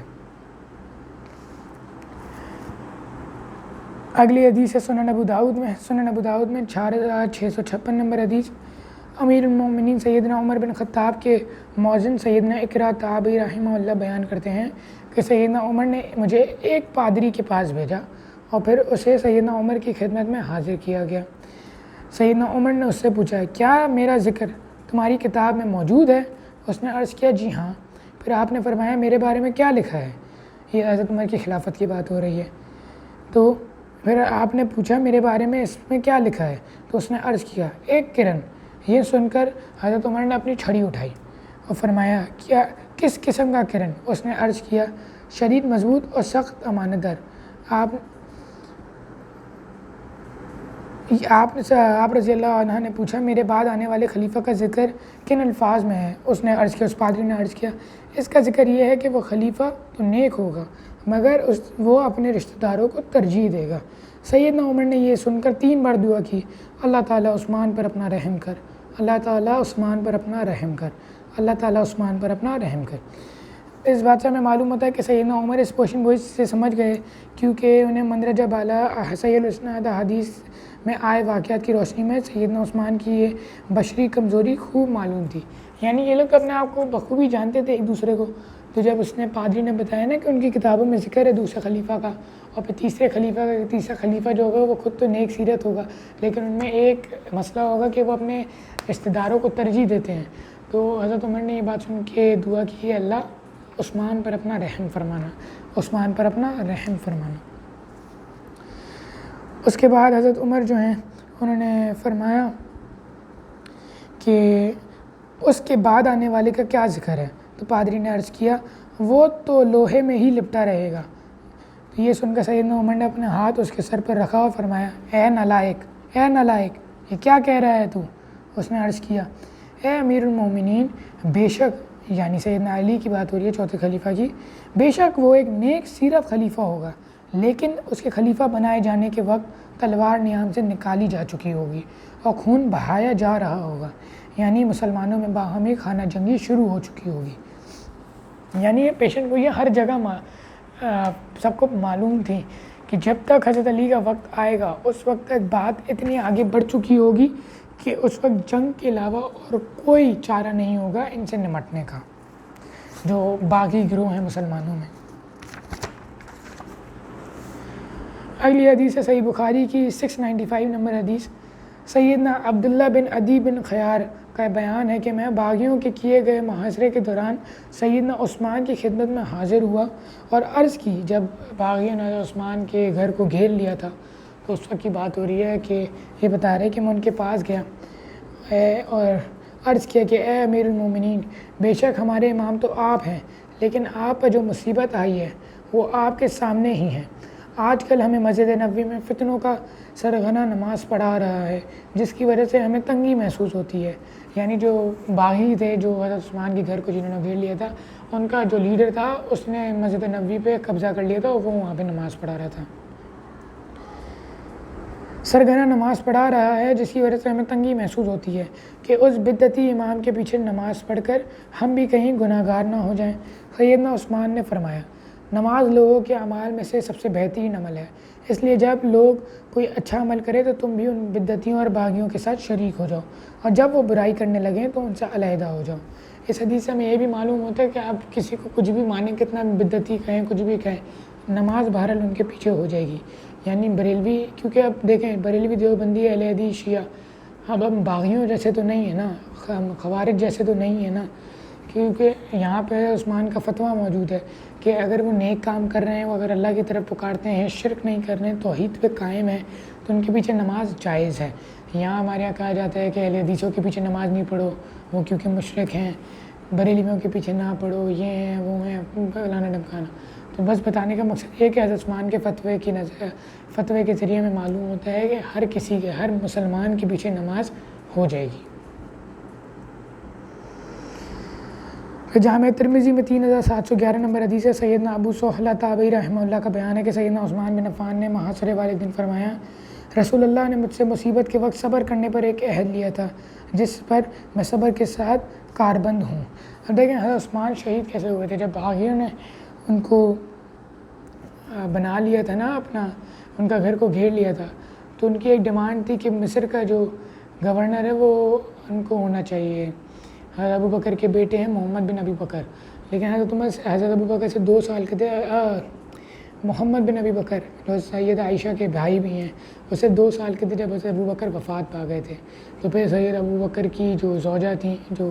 ان کی بیوہ تھیں، ان سے حضرت علی نے شادی کر لی تھی، اور پھر 2 سال کی عمر سے ان کی وفات تک، ان کے بڑے ہونے تک حضرت محمد بن ابو بکر کی پرورش جو ہے وہ حضرت علی نے اپنے ہاتھوں سے کی تھی، تو ان کے لیے ایک بیٹے کے مانند تھے۔ تو لوگ چاہتے تھے کہ مصر کا گورنر جو ہے وہ حضرت محمد بن ابی بکر کو بنا دیا جائے، اور حضرت عثمان جو ہیں وہ اس بات پر راضی بھی ہو گئے تھے، اور انہوں نے اس گروہ کو اس خط کے ساتھ واپس بھی بھیج دیا تھا مصر کی طرف کہ آپ جو ہیں اس گورنر کی طرف خط لے کے بھیج دیا تھا محمد بن ابی بکر اور ان کے ساتھیوں کو کہ وہ معزول ہو جائے اور محمد بن ابی بکر کو اپنی جگہ گورنر اختیار کر لے۔ لیکن جب یہ لوگ واپس جا رہے تھے تو انہیں انہوں نے دیکھا تھا کہ 2 شخص اور جو ہیں وہ جلدی سے رواں دواں تھے مصر کی جانب، تو محمد بن ابی بکر کے قافلے نے ان 2 لوگوں کو پکڑ لیا تھا، اور ان کے پاس سے ایک چٹھی برآمد ہوئی تھی، اور چٹھی میں لکھا ہوا تھا کہ محمد بن ابی بکر اور ان کے ساتھی جب مصر پہنچے تو ان کو قتل کر دینا، اور اس پہ حضرت عثمان کی مہر بھی لگی ہوئی تھی اس چٹھی پہ۔ تو ان لوگوں کو لگا کہ حضرت عثمان نے ان کے ساتھ ڈبل پلے کیا ہے، ڈبل گیم کھیلا ہے، کہ ان کو بول دیا کہ ہم محمد بن ابی بکر کو گورنر بنا دیں گے، اور وہاں سے ایک سیکرٹ میسج بھی بھجوا دیا کہ محمد بن ابی بکر اور ان کے ساتھی کو قتل کر دو۔ تو یہ لوگ مصر جانے کے بجائے غصے میں واپس حضرت عثمان کی طرف دوڑ گئے، اور اصل میں یہ جو چٹھی تھی حضرت عثمان نے نہیں لکھی تھی، یہ بلکہ مروان بن حکم نے ہی لکھی تھی، اور اس میں مہر بھی مروان بن حکم نے ہی لگائی تھی۔ اور اس لیے میں کہتا ہوں کہ حضرت عثمان کی شہادت کی وجہ ان کے اپنے لوگ بنو امیہ کے لوگ بنے تھے، نہ کہ عبداللہ بن سبا۔ ان کی کچھ اجتہادی غلطیاں تھیں جو انہوں نے کی، جیسے کہ اپنے رشتہ داروں کو گورنر لگانا۔ جب تک حضرت عمر خلیفہ تھے وہ ہر 4 سال میں گورنر جو تھے وہ تبدیل کیا کرتے تھے، لیکن حضرت عثمان میں یہ کمی تھی انسان ہونے کے ناطے کہ ان میں اپنے رشتہ داروں کے لیے ان کا دل جو تھا بہت نرم تھا، تو وہ اچھی پوسٹ پہ اپنے رشتہ داروں کو انہیں لگایا ہوا تھا، جس وجہ سے جو نظام تھا، جو اسٹرکٹ نظام حضرت عمر لے کے چل رہے تھے وہ ٹوٹ چکا تھا، اور اب جو ہے کرپشن وغیرہ بہت کھلے عام شروع ہو گئی تھی، اسلامی نظام ہلکے ٹوٹ رہا تھا۔ دیکھیں ہمیں جمل کا پتہ چل گیا، جمل کی ہم نے پہلے بات کر لی تھی کہ جمل میں حضرت علی برحق کیوں تھے، کیونکہ حضرت زبیر کو بھی آپ صلی اللہ علیہ وسلم کی بات یاد آ گئی تھی کہ آپ صلی اللہ علیہ وسلم نے انہیں ظالم کہا تھا جس وقت وہ حضرت علی کے خلاف تلوار اٹھیں گے، یعنی حضرت علی حق پر تھے۔ اور اب ہم بات کرتے ہیں صفین کی۔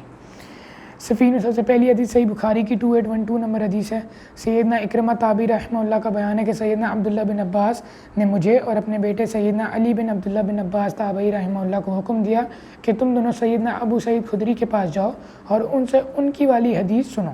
چنانچہ جب ہم ان کے پاس گئے تو وہ اور ان کا بھائی اپنے باغ کو سیراب کر رہے تھے۔ ہمیں دیکھ کر وہ قریب آ گئے اور گوٹ لگا کر دل جمعی کے ساتھ بیٹھ گئے، اور پھر سیدنا ابو سعید خدری نے ہم سے بیان فرمایا، ہم لوگ مسجد نبوی کی تعمیر کے لیے اینٹیں ایک ایک کر کے اٹھا رہے تھے، جبکہ سیدنا عمار بن یاسر اپنے شوق اور جذبے کے باعث ایک کی بجائے 2 اینٹیں اٹھا کر لا رہے تھے۔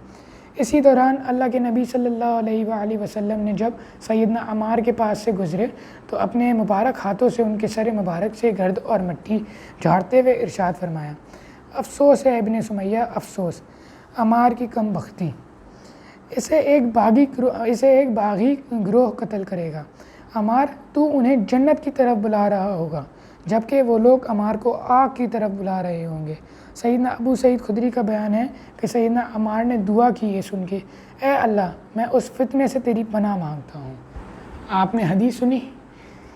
حدیث کے الفاظ اتنے خطرناک ہیں، یہ میں نے جتنی حدیثیں آج تک پڑھی ہیں اس میں سب سے دقت انگیز اگر کوئی حدیث مجھے لگتی ہے تو وہ یہ ہے کہ اے عمار تجھے ایک باغی گروہ قتل کرے گا، تو انہیں جنت کی طرف بلا رہا ہوگا اور وہ تجھے جہنم کی طرف لے جا رہی ہوں گی۔ کس نے حضرت عمار کو شہید کیا؟ کون تھے وہ لوگ؟ کس جنگ میں حضرت عمار شہید ہوئے؟ اگر شیعان علی میں سے کوئی سب سے بڑا شیعان علی اس سے روئے عرض پر آج تک آیا ہے تو وہ عمار ابن یاسر تھے، اور انہیں جنگ صفین میں امیر معاویہ کی جماعت نے قتل کیا۔ اور اس حدیث کی روشنی میں ہمیں پتہ چلتا ہے کہ حضرت علی کی پارٹی جو تھی جس میں حضرت عمار شامل تھے وہ جنت کی پارٹی تھی، اور حضرت امیر معاویہ کی پارٹی جو تھی وہ جہنم کی طرف بلانے والی باغی جماعت تھی۔ میں ان کا کوئی یہ فتوی نہیں لگا رہا کہ وہ جہنم میں جائیں گے، اور ان کا اللہ کا معاملہ ہے، لیکن حدیث کے الفاظ آپ دیکھیں، ان کو جہنم کی طرف بلانے والی جماعت کہا ہے رسول اللہ صلی اللہ علیہ وآلہ وسلم نے۔ اتنے خطرناک الفاظ، اور اس سے ویسے ہی واضح ہو جانا چاہیے کہ حق پر کون تھا اور باطل کی طرف کون تھا، کس کی جنگ حق پر تھی اور کس کی جنگ جو تھی وہ اقتدار حاصل کرنے کے لیے تھی، خلافت حاصل کرنے کے لیے تھی۔ مسند احمد کی حدیث ہے 17931 نمبر حدیث، سیدنا محمد بن عمر تابعی رحمہ اللہ کا بیان ہے کہ جب سیدنا عمار بن یاسر قتل ہوئے تو سیدنا عمر بن حزم حضرت عمر بن عاص کے پاس آئے اور کہا کہ سیدنا عمار قتل ہو گئے ہیں، اور یاد کرو کہ رسول اللہ نے یہ پیشن گوئی فرمائی تھی، اس یعنی سیدنا عمار کو ایک باغی گروہ قتل کرے گا۔ یہ سن کر حضرت عمر بن عاص فوراً گھبرا کر اٹھ کھڑے ہوئے اور مسلسل انا للہ و انا الیہ راجعون پڑھتے ہوئے حضرت معاویہ بن ابی سفیان کے پاس آئے۔ حضرت معاویہ نے انہیں گھبرایا ہوا دیکھ کر پوچھا کیا ہوا؟ حضرت عمر بن عاص نے کہا کہ میں نے خود رسول اللہ کو یہ فرماتے ہوئے سنا تھا، ان کو یعنی حضرت عمار بن یاسر کو ایک باغی گروہ قتل کرے گا۔ اس پر حضرت معاویہ نے غصے میں آ کر کہا تم اپنے ہی پیشاب میں پھسل کے گر جاؤ، ان کو ہم نے قتل کیا ہے؟ پھر حضرت معاویہ نے اس واضح غلطی کی تعویل کرتے ہوئے جھوٹی تعویل کرتے ہوئے کہا انہیں تو سیدنا علی اور ان کے ساتھیوں نے قتل کیا ہے کہ ان کو اپنے ساتھ لائے اور لا کر ہمارے نیزوں کے آگے ڈال دیا، نعوذ باللہ۔ اب دیکھیں یہاں پہ اپنی غلطی پہ شرمسار ہونے کی جگہ حضرت عمر بن عاص کی طرح امیر معاویہ نے ایک جھوٹی تعویل کر دی کہ ہم نے تو قتل نہیں کیا عمار کو، ہم باغی جماعت نہیں ہیں، باغی جماعت علی کی جماعت ہے کہ وہ حمزہ کو لے کر آئے، وہ عمار کو لے کر آئے اور جس وجہ سے وہ مارا گیا۔ یہ بات جب حضرت علی کے کانوں تک پہنچی تھی، مصنف ابن ابی شیبہ میں صحیح سند کے ساتھ آتا ہے، تو حضرت علی نے فرمایا تھا اچھا اگر عمار کا قاتل میں ہوں تو پھر حمزہ بن عبد المطلب کے قاتل رسول اللہ ہیں، کیونکہ نہ ہی رسول اللہ حمزہ کو احد میں لے کے جاتے نہ ہی حمزہ قتل ہوتا۔ تو یہاں پہ حضرت علی نے ان کو جواب دیا تھا اور بہت ہی لاجیکل جواب تھا ان کی جھوٹی تعویلات کو دور کرنے کے لیے۔ پھر اب یہ ایک اور رکت انگیز احادیث ہے جس سے آپ کو پتہ چلے گا کہ صفین میں حق پر کون تھا اور باطل کی طرف کون تھا۔ صفین میں کیونکہ جو دو مین لیڈز تھے امیر معاویہ تھے اور وہ عمر ابن عاص تھے، دوسری طرف سے یہاں سے مولا علی اور عمار ابن یاسر تھے۔ صحیح مسلم کی حدیث 321 نمبر حدیث میں بتایا ہے حضرت عمر بن عاص کی موت کا وقت ڈیٹیل سے وہ ہوا ڈسکس، اس کو ہم پڑھتے ہیں۔ سیدنا ابن شماسہ تابعی رحمہ اللہ کا بیان ہے کہ ہم حضرت عمر بن عاص کے پاس آئے جبکہ وہ نزا کے عالم میں تھے۔ وہ کافی دیر تک روتے رہے اور اپنا چہرہ دیوار کی طرف پھیر لیا۔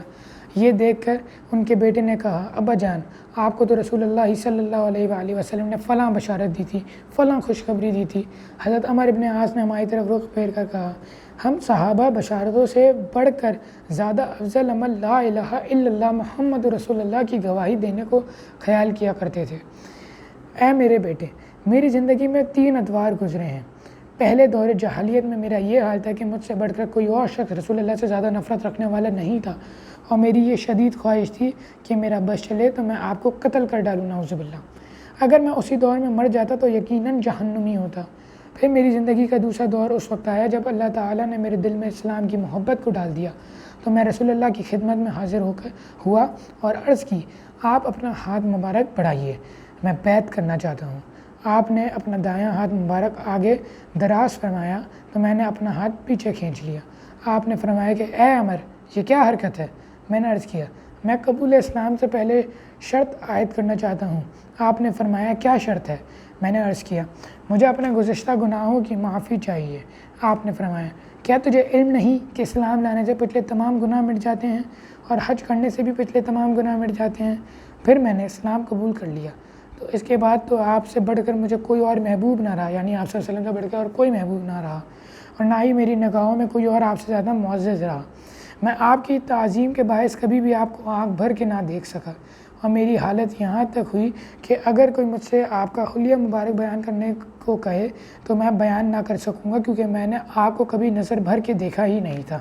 اور دوسرے دور میں اگر مجھے موت آ جاتی تو امید تھی کہ میں اہل جنت میں سے ہوتا۔ پھر میری زندگی کا تیسرا دور اس وقت آیا جب آپ صلی اللہ علیہ وآلہ وسلم کے بعد ہمیں کئی ایسے معاملات حکمرانی سے متعلق درپیش ہوئے کہ اب مجھے علم نہیں کہ میں ان میں کیسا رہا ہوں، یعنی برحق یا ناحق۔ اب جب کہ میں مر جاؤں تو رسم کے طور پر میرے جنازے کے ساتھ کوئی نوحہ کرنے والی یا آگ اٹھانے والی نہ جائے۔ پھر جب تم مجھے دفن کر چکو تو میری قبر پر سنت کے مطابق پانی کا چھڑکاؤ کرنا اور میری قبر پر اتنی دیر ٹھہر جانا کہ جتنا وقت ایک اونٹ ذبح کر کے اس کا گوشت بانٹنے میں لگتا ہے۔ یعنی ہمیں صحابی کے بات سے پتہ چلتا ہے کہ یہ سنت ہے جب کسی کی وفات ہو جائے، میں ضمن عرض کر رہا ہوں تاکہ یہ پتہ چل جائے، جب کسی کا انتقال ہو جائے تو ان کے وارثوں کو چاہیے کہ اتنی دیر قبر کے پاس بیٹھیں تاکہ جتنی دیر میں ایک اونٹ قربان ہو کے اس کا گوشت تقسیم کرتے رہے، یعنی 4-5 گھنٹے گوشت بانٹنے میں لگتا ہے تاکہ اپنی قبر پہ تمہاری موجودگی کے باعث گھبراہٹ سے محفوظ رہوں اور اپنے رب کریم کے بھیجے ہوئے فرشتوں سے ہم کلام ہو سکوں، یعنی قبر کے سوالات کے جوابات میں مجھے استقامت نصیب ہو۔ مسند احمد کی 17,934 نمبر حدیث ہے۔ سیدنا ابو نوفل تابعی رحمہ اللہ کا بیان ہے کہ حضرت عمر بن عاص پر موت کے وقت سخت گھبراہٹ طاری ہوئی تو ان کے بیٹا سیدنا عبداللہ بن عمر بن عاص نے پوچھا، اے ابو عبداللہ، یہ گھبراہٹ کیوں کر ہے؟ حالانکہ آپ تو رسول اللہ کے مقرب تھے اور آپ صلی اللہ علیہ وسلم آپ کو خصوصی ذمہ داریاں بھی سونپا کرتے تھے۔ حضرت عمر بن عاص نے فرمایا، ہاں بیٹا، یہ سب کچھ تو تھا، لیکن میں تمہیں اپنے دل کی اصل بات بتاتا ہوں۔ اللہ تعالیٰ کی قسم مجھے یہ معلوم نہیں ہے آپ کی یہ نوازش محبت کی بنا پر تھی یا میری تالیف قلب یعنی دلجوئی کے لیے تھی۔ البتہ میں تمہیں گواہی دے کر ان دو خوش قسمت افراد کے بارے میں بتاتا ہوں کہ جن سے رسول اللہ تا حیات راضی رہے، یعنی اپنی وفات تک۔ پہلے سیدہ سمیہ رضی اللہ عنہ کے بیٹے سیدنا عمار بن یاسر اور دوسرا سیدہ ام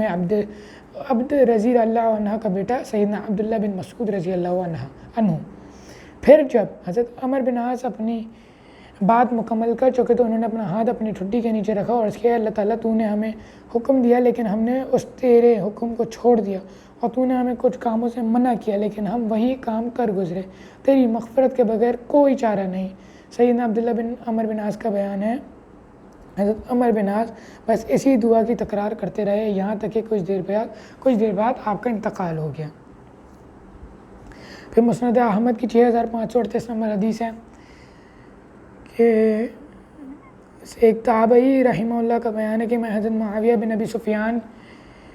کے پاس تھا کہ اچانک وہاں دو آدمی سیدنا عمار بن یاسر کے کٹے ہوئے سر کو لیے جھگڑتے آئے۔ ان میں سے ہر ایک کا یہی دعویٰ تھا کہ میں نے اسے قتل کیا ہے، نعوذ باللہ من ذالک۔ یہ منظر دیکھ کر سیدنا عبداللہ بن عمر بن عاص نے فرمایا، تم دونوں بجائے اس قتل پہ فخر کرنے کے اس دعوے قتل کو اپنے ساتھی کے حق میں ہی چھوڑ دو، کیونکہ رسول اللہ نے تو ارشاد فرمایا تھا، ان یعنی سیدنا عمار بن یاسر کو ایک باغی گروہ قتل کرے گا۔ یہ سن کر حضرت معاویہ نے غصے میں آ کر سیدنا عبداللہ بن عمر بن عاص اور ان کے والد عمر بن عاص سے کہا، اے عمر، اپنے مجنون بیٹے سے تو ہماری جان چھڑاؤ، اور اے عبداللہ، تیرا ہمارے ساتھ کیا کام ہے، یعنی ہمیں چھوڑ کے چلے جاؤ۔ سیدنا عبداللہ بن عمر بن عاص نے کہا حضرت معاویہ سے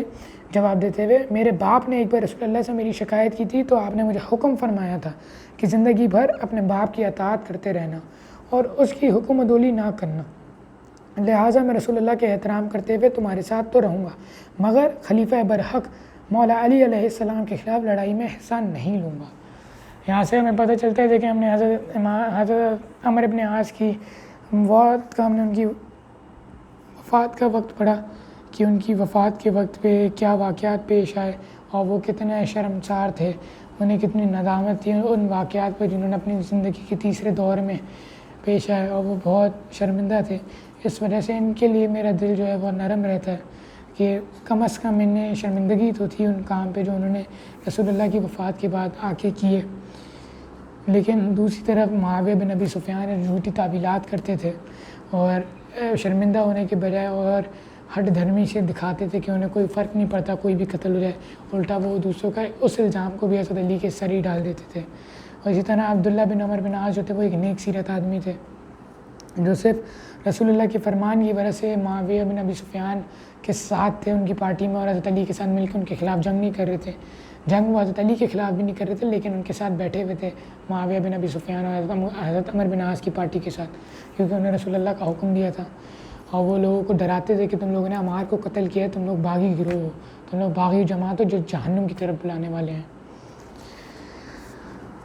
امام بدر الدین عینی حنفی رحمہ اللہ جو المتوفیٰ 855 ہجری ہیں، وہ لکھتے ہیں کہ امام کرمانی رحمہ اللہ نے کہا کہ سیدنا علی اور حضرت معاویہ دونوں ہی مجتہد، زیادہ سے زیادہ یہ ہے کہ حضرت معاویہ کو اجتہاد میں خطا لاحق ہوئی گئی، ان کو 1 اجر ملے گا جبکہ سیدنا علی کو 2 اجر ملیں گے۔ اس دعوے پر امام بدر الدین عینی حنفی رحمہ اللہ کہتے ہیں، میں کہتا ہوں کہ حضرت معاویہ کی خطا کو اجتہادی خطا کیسے کہہ دیا جائے اور ان کے اجتہاد پر کیا دلیل ہے، حالانکہ ان کو یہ حدیث جو صحیح بخاری اور صحیح مسلم کے حوالے سے اوپر گزر چکی ہے، پہنچ چکی تھی، جس میں رسول اللہ نے یہ فرمایا، افسوس ابن سمیہ کو ایک باغی جماعت قتل کرے گی، اور ابن سمیہ عمار بن یاسر ہیں اور ان کو حضرت معاویہ کے گروہ نے جنگ صفین میں قتل کیا،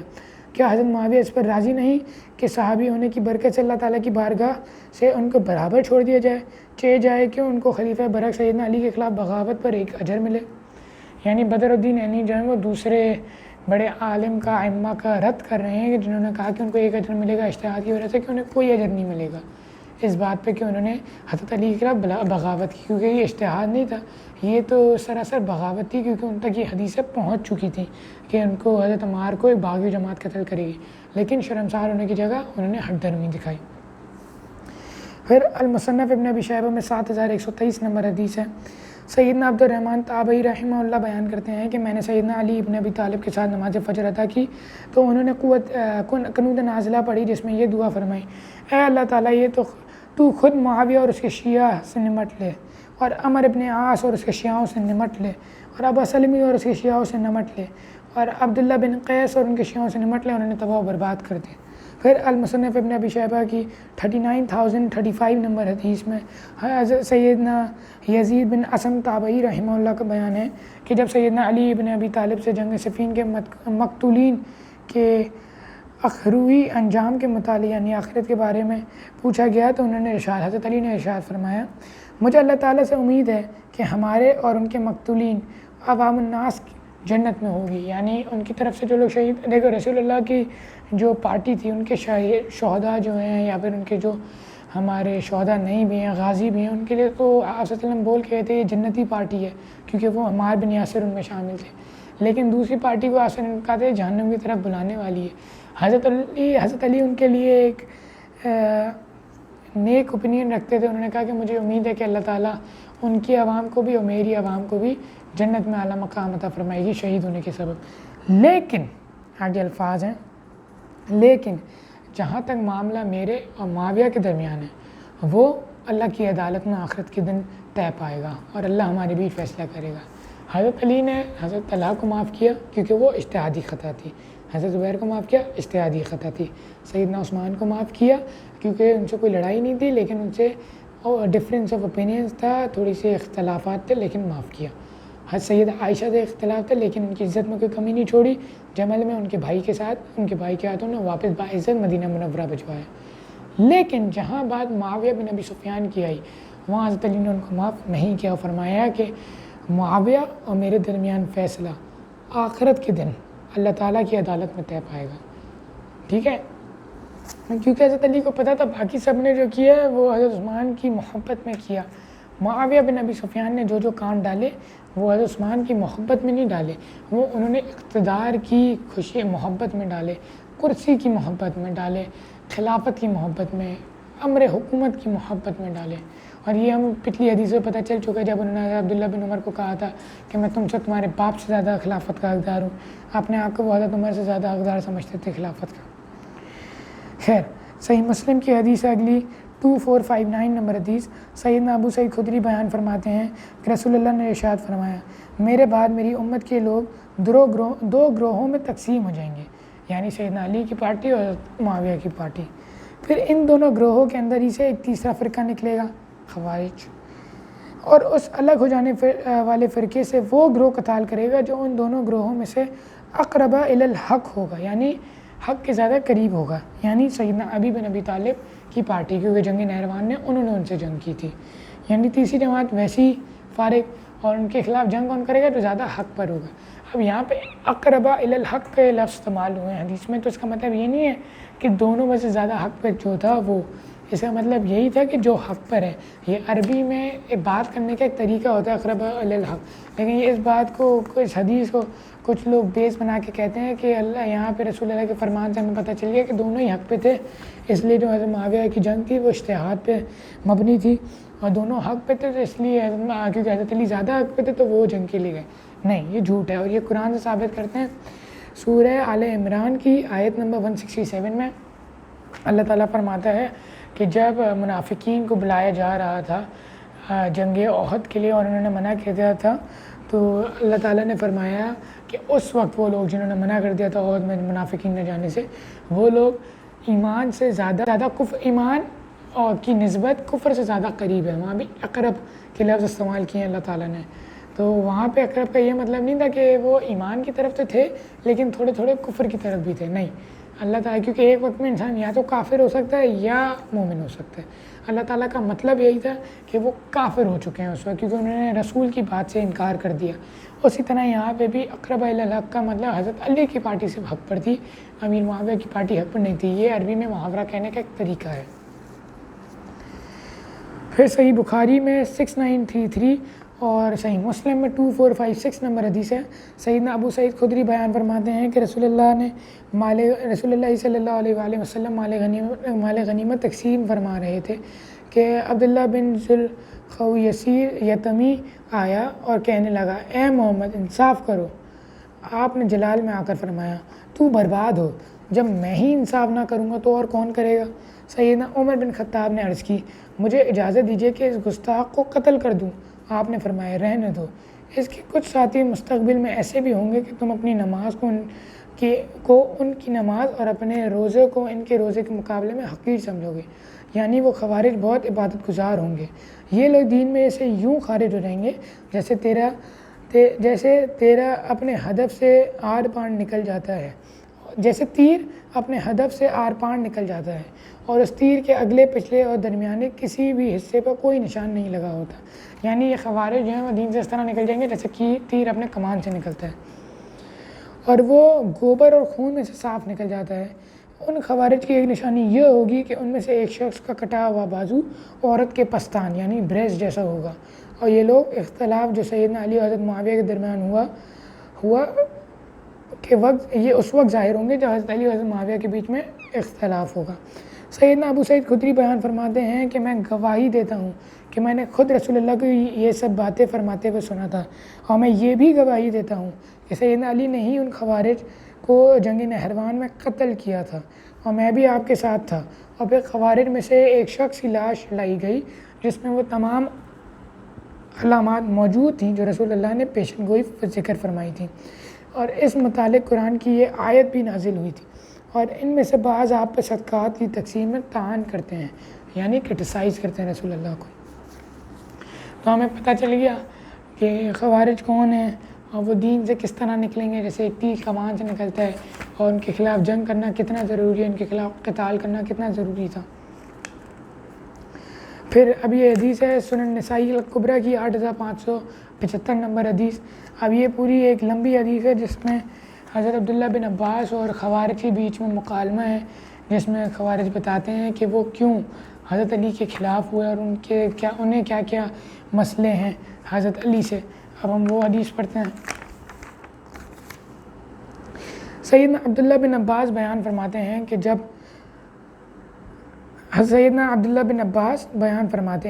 کہ جب حرور یہ خوارج کا ظہور ہوا تو انہوں نے ایک الگ جگہ کو اپنا مسکن بنا لیا اور ان کی تعداد 6000 تھی. میں نے امیر المومنین مولا علی ابن ابی طالب سے عرض کی کہ آپ نماز ظہر تھوڑی ٹھنڈی یعنی مؤخر کر دیں تاکہ میں ان لوگوں یعنی خوارج سے گفتگو کر سکوں. سیدنا علی ابن ابی طالب نے فرمایا، مجھے خوف ہے کہ وہ تمہیں کوئی نقصان نہ پہنچا دیں. میں نے عرض کی کہ قطعاً ایسا کوئی امکان نہیں ہے. چنانچہ میں نے اچھا سا لباس زیب تن کیا اور بال سنوارے اور ان کے پاس پہنچ گیا. عین دوپہر کا وقت تھا اور وہ کھانا کھا رہے تھے. انہوں نے مجھے دیکھ کر کہا، مرحبا اے ابن عباس، مرحبا، کہو کیسے آنا ہوا؟ میں نے جواب دیا، میں تمہارے پاس مہاجر و انصار صحابہ رسول اللہ کے چچا زاد اور داماد سیدنا مولا علی ابن ابی طالب علیہ السلام کی طرف سے آیا ہوں. ان کے حالات پر قرآن حکیم اترا، لہٰذا وہ قرآن کی تفسیر تم سے کہیں بہتر جانتے ہیں. حضرت علی کی بات کر رہے ہیں کہ ان کے گھر میں کیونکہ قرآن اترا تھا رسول اللہ پہ، تو وہ قرآن کی تفسیر خوارج سے بہتر جانتے ہیں، اور تم میں ان جیسا فضیلت والا کوئی بھی موجود نہیں. میرے آنے کی غرض یہ ہے کہ میں تمہیں ان کا موقف پہنچا دوں اور تمہارا موقف ان تک پہنچا دوں. چنانچہ یہ بات سن کر ان میں سے بہت سے لوگ میرے پاس آ بیٹھے. میں سیدنا عبداللہ بن عباس نے ان خوارج سے سوال کیا،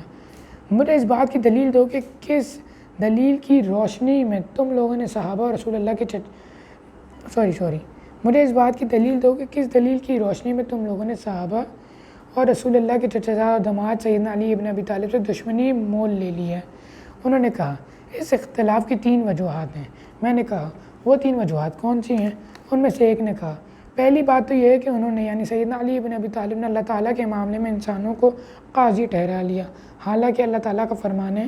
سورہ انعام آیت نمبر 57، فیصلے کا اختیار صرف اللہ تعالیٰ کو حاصل ہے، لہٰذا اس معاملے میں انسانوں کے فیصلے سے کیا سروکار؟ میں نے کہا، حضرت عبداللہ بن عباس نے جواب دیا، یہ ایک اعتراض ہوا، یعنی اگلا اعتراض بتاؤ۔ انہوں نے دوسرا سبب یہ بتایا کہ انہوں نے سیدنا علی بن ابی طالب نے سیدہ عائشہ سلام اللہ علیہ کے گروہ کے ساتھ جنگ جمل اور حضرت معاویہ کے گروہ کے ساتھ جنگ صفین میں جنگ کی، مگر نہ تو ان کے قیدیوں کو لونڈی اور غلام بنایا اور نہ ہی مال غنیمت جمع کیا۔ اگر وہ کافر تھے تو انہیں قیدی بنانا بھی درست تھا، اور اگر وہ مومنین تھے تو سرے سے ان کے ساتھ قتال کرنا بھی غلط ہو۔ میں نے کہا،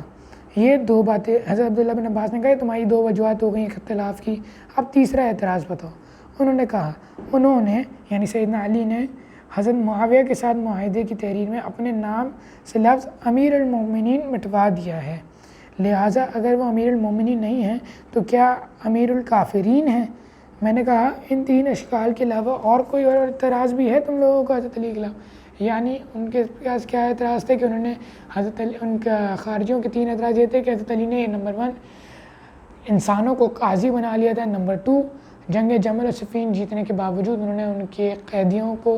لونڈی یا غلام نہیں بنایا، اور نمبر 3 ان کا جب معاہدہ جو تحکیم کا مسئلہ آیا تھا معاویہ بن ابی سفیان اور مولا علی کے بیچ میں، ان میں حضرت علی نے اپنے نام کے ساتھ امیر المومنین لکھ کر مٹا دیا تھا، کیونکہ امیر معاویہ کی طرف سے اعتراض آیا تھا کہ ہم آپ کو امیر المومنین نہیں مانتے، اس لیے آپ امیر المومنین نہیں لکھیں۔ تو حضرت عبداللہ بن عباس نے پوچھا کہ کیا صرف یہی 3 تمہارے پاس اعتراض ہیں؟ انہوں نے کہا، جی ہاں، یہی 3 کافی ہیں۔ میں نے کہا، اگر تمہیں اللہ تعالیٰ کی کتاب رسول اللہ کی سنت سے کچھ پیش کروں جس سے تمہارے اعتراضات حل ہو جائیں تو تم میری بات مان لو گے؟ خارجیوں نے کہا، جی ہاں بالکل۔ سیدنا عبداللہ بن عباس نے کہا، میں تمہارا یہ اعتراض کہ سیدنا علی بن ابی طالب نے اللہ تعالیٰ کے معاملے میں انسانوں کو قاضی ٹھہرا لیا ہے اور یوں کفر کا ارتکاب کیا، تو میں نے تمہیں اللہ تعالیٰ کی کتاب ہی میں سے دکھا دیتا ہوں کہ اللہ تعالیٰ نے 1/4 درہم کی مالیت جیسی حقیری رقم پر فیصلہ انسانوں کے سپرد فرمایا ہے کہ وہ اس کا فیصلہ کریں۔ دیکھو، اللہ تعالیٰ فرماتا ہے سورہ مائدہ کی آیت نمبر 95 میں، اے ایمان والو، حالت احرام میں شکار مت کرو، اور تم میں سے جو جان بوجھ کر ایسا کر بیٹھے تو شکار کے برابر کسی جانور کو بطور کفارہ پیش کریں، جس کا فیصلہ تم میں سے 2 معتبر افراد کریں گے۔ یعنی اس آیت کی روشنی میں ہمیں پتہ چلتا ہے اللہ تعالیٰ نے انسانوں کے ہاتھ میں خود فیصلہ دے دیا، تو حضرت علی کا کسی انسانوں کو قاضی بنانا غلط نہیں تھا۔ اب دیکھ لو کہ یہ معمولی اور چھوٹا سا فیصلہ اللہ تعالیٰ نے بندوں کے سپرد فرما دیا، جبکہ خود ہی فیصلہ فرما سکتا تھا، مگر پھر بھی اس نے انسانی فیصلے کو جائز رکھا۔ میں تمہیں اللہ تعالیٰ کا واسطہ دے کر پوچھتا ہوں کہ انسانی فیصلے سے امور مسلمین کی اصلاح کرنا اور امن کی خاطر باہمی خون ریزی روکنا زیادہ اہم اور افضل ہے، یا حالت احرام میں شکار کیے گئے خرگوش کا معاملہ زیادہ ضروری ہے؟ یعنی لوگ مسلمانوں میں اختلاف ختم کرنا زیادہ ضروری ہے، یا پھر سورہ مائدہ میں جس کی بات ہو رہی ہے کہ آپ کسی جانور کو مار دینے کی حالت احرام میں، وہ زیادہ ضروری ہے؟ ان خوارج نے جواب دیا، کیوں نہیں، یہی مسلمانوں کے درمیان صلح کروانا ہی زیادہ افضل ہے۔ پھر عبداللہ بن عباس نے دوسری دلیل دیتے ہوئے کہا، اللہ تعالیٰ نے عورت اور اس کے شوہر کے بارے میں فرمایا، اگر تم ان کے مابین ناچاکی کا خوف ہو تو اس مرد کی طرف سے 1 ثالث اور اس عورت کی طرف سے 1 ثالث مقرر کر لو۔ میں تمہیں اللہ تعالیٰ کا واسطہ دے کر پوچھتا ہوں کہ انسانی فیصلے سے امور المسلمین کی اصلاح کرنا اور امن کی خاطر باہمی خون ریزی روکنا زیادہ اہم اور افضل ہے، یا محض ایک عورت کے ازدواجی معاملے کو سنوارنا زیادہ افضل ہے؟ انہوں نے کہا، بالکل ٹھیک، یہ کیونکہ مسلمانوں کے اختلاف کو دور کرنا زیادہ افضل ہے۔ پھر عبداللہ بن عباس نے کہا، تمہارا یہ اعتراض کہ سیدنا علی بن ابی طالب نے قتال تو کیا مگر فریق مخالف کو جنگی قیدی نہیں بنایا اور نہ ان کے مال سے غنیمت حاصل کی۔ مجھے یہ بتاؤ کہ کیا تم اپنی ماں ام المومنین سیدہ عائشہ کو جنگی قیدی بنانا چاہتے ہو اور دیگر جنگی قیدی خواتین کی طرح انہیں بھی اپنے لیے حلال کرنا چاہتے ہو جب کہ وہ تمہاری ماں ہیں؟ اور اگر تمہارا جواب یہ ہو کہ ہم انہیں دیگر قیدی عورتوں کی طرح حلال جانتے ہیں تو تم کافر ہو جاؤ گے، اور اگر یہ کہو کہ وہ تمہاری ماں ہی نہیں تو پھر بھی یہ کفر ہوگا، کیونکہ اللہ تعالیٰ نے فرمایا ہے سورہ احزاب کی آیت نمبر 6 میں، نبی صلی اللہ علیہ وآلہ وسلم مومنین پر ان کی جانوں سے بڑھ کر حق رکھتے ہیں اور ان کی بیویاں ان مومنین کی مائیں ہیں۔ یعنی حضرت کیونکہ اللہ تعالیٰ کا فرمان آ چکا تھا سورہ احزاب میں آیت نمبر 6 میں کہ نبی کی بیوی امت کی مائیں ہیں، تو کسی کے لیے بھی حق نہیں تھا کہ کسی بھی زوجہ محترمہ کو حلال کیا جائے اپنے لیے، ان کو جنگی قیدی بنایا جائے۔ صرف اس کی وجہ سے حضرت علی نے جنگ جمل میں اور جنگ صفین میں کسی کو قیدی نہیں بنایا تھا، کسی کو لونڈی نہیں بنایا تھا، کسی کو غلام نہیں بنایا تھا۔ تو یہ خوارج کے 2 اعتراض دور کر دیا عبداللہ بن عباس نے۔ اس طرح تم 2 بڑی گناہیوں میں پھنس گئے ہو اور مجھے ان سے نکل کے دکھاؤ۔ دوسرے اعتراض کا جواب مل گیا؟ خوارج نے کہا جی ہاں مل گیا۔ پھر عبداللہ بن عباس نے کہا کہ تمہارا یہ اعتراض کہ چونکہ حضرت معاویہ کے اعتراض کرنے پر کیونکہ حضرت معاویہ سیدنا علی بن ابی طالب کو خلیفہ تسلیم نہیں کرتے تھے، اس لیے سیدنا علی بن ابی طالب نے خود اپنی مرضی سے لفظ امیر المومنین مٹوا دیا ہے، تو اس کا جواب وہ دوں گا جو تمہیں پسند ہوگا۔ دیکھو، رسول اللہ نے صلح حدیبیہ میں تحریر کراتے وقت اپنا نام محمد رسول اللہ لکھوایا تھا، جس پر کفار نے اعتراض کیا کہ سارا جھگڑا ہی اس بات کا ہے کہ ہم آپ کو اللہ تعالیٰ کا رسول نہیں مانتے۔ چنانچہ آپ نے سیدنا علی ابن ابی طالب جو تحریر لکھ رہے تھے سے ارشاد فرمایا کہ اے علی، یہ الفاظ مٹا دو۔ اے اللہ تعالیٰ تجھے معلوم ہے کہ میں تیرا رسول ہوں۔ اے علی، یہ لکھ دو محمد بن عبداللہ، اور کفار کے بیچ میں معاہدہ طے پایا۔ باقی اس کی تفصیل جو دوسری حدیث میں بعد میں سنوں گا، لیکن یہ ہوا تھا جس وجہ سے صلح حدیبیہ کے جو تحریر تھی اس پر سے محمد رسول اللہ مٹا کے محمد ابن عبداللہ لکھ دیا گیا تھا۔ اللہ تعالیٰ عبداللہ بن عباس آگے فرماتے ہیں، اللہ تعالیٰ کی قسم، رسول اللہ سیدنا علی سے کہیں زیادہ بہترین، پھر بھی انہوں نے لفظ رسول اللہ کو خود کہہ کر مٹوا دیا تھا، جس سے آپ کی شان نبوت میں کوئی فرق نہیں پڑا۔ تیسرے اعتراض کا جواب بھی مل گیا تم لوگوں کو؟ خوارج نے کہا جی ہاں۔ چنانچہ اس علمی مباحثے کی برکت سے ان میں سے یعنی 6000 خوارج میں سے 2000 افراد اسی موقع پر تائب ہو کر واپس لوٹ آئے، جبکہ باقی 4000 خوارج مہاجر و انصار صحابہ رضی اللہ عنہم اجمعین کے ہاتھوں گمراہی کی حالت میں مارے گئے۔ آگے حدیث المصنف ابن ابی شیبہ کی 39,097 نمبر حدیث 39,097۔ سیدنا طارق بن شہاب تابعی رحمہ اللہ بیان کرتے ہیں کہ میں سیدنا علی بن ابی طالب کے پاس تھا تو ان سے سوال کیا گیا کہ اہل نیروان یعنی خوارج مشرکین ہیں؟ آپ نے فرمایا کہ نہیں، شرک سے تو وہ بھاگے ہیں، یعنی مسئلہ تحکیم پر انہوں نے توحید کا ہی تو بہانہ بنایا تھا، تو وہ مشرک کیسے ہو سکتے ہیں؟ پھر پوچھا گیا تو کیا پھر وہ منافق ہیں؟ فرمایا نہیں، منافقین تو اللہ تعالیٰ کو بہت ہی کم یاد کرنے والے ہوتے ہیں، یعنی خوارج تو حد سے زیادہ عبادت گزار ہیں، تو وہ منافق بھی نہیں ہیں۔ پھر پوچھا گیا آخر وہ کیا ہیں؟ سیدنا علی نے فرمایا یہ ہمارے ایسے لوگ ہیں جنہوں نے ہمارے خلاف بغاوت کی ہے، صرف باغی ہیں، مشرک یا منافق نہیں۔ یعنی اس حدیث سے ہمیں پتہ چلتا ہے حضرت علی جو ہے وہ خوارج کو منافق یا مشرک نہیں سمجھتے تھے، وہ ان کو بس ایک باغی خوارج سمجھتے تھے، باغی سمجھتے تھے۔ المستدرک الحاکم میں 4679 یعنی سے 4679 نمبر حدیث اور سنن نسائی الکبریٰ میں 8538 نمبر حدیث ہے۔ سیدنا عمار بن یاسر بیان فرماتے ہیں غزوہ ذوالعشیرہ کے دوران میں اور مولا علی رفیق سفر تھے، رسول اللہ نے وہاں پڑاؤ ڈالا اور کچھ دیر مقیم رہے۔ اس دوران ہم نے بنی مدلج کے کچھ لوگوں کو کھجور کے باغات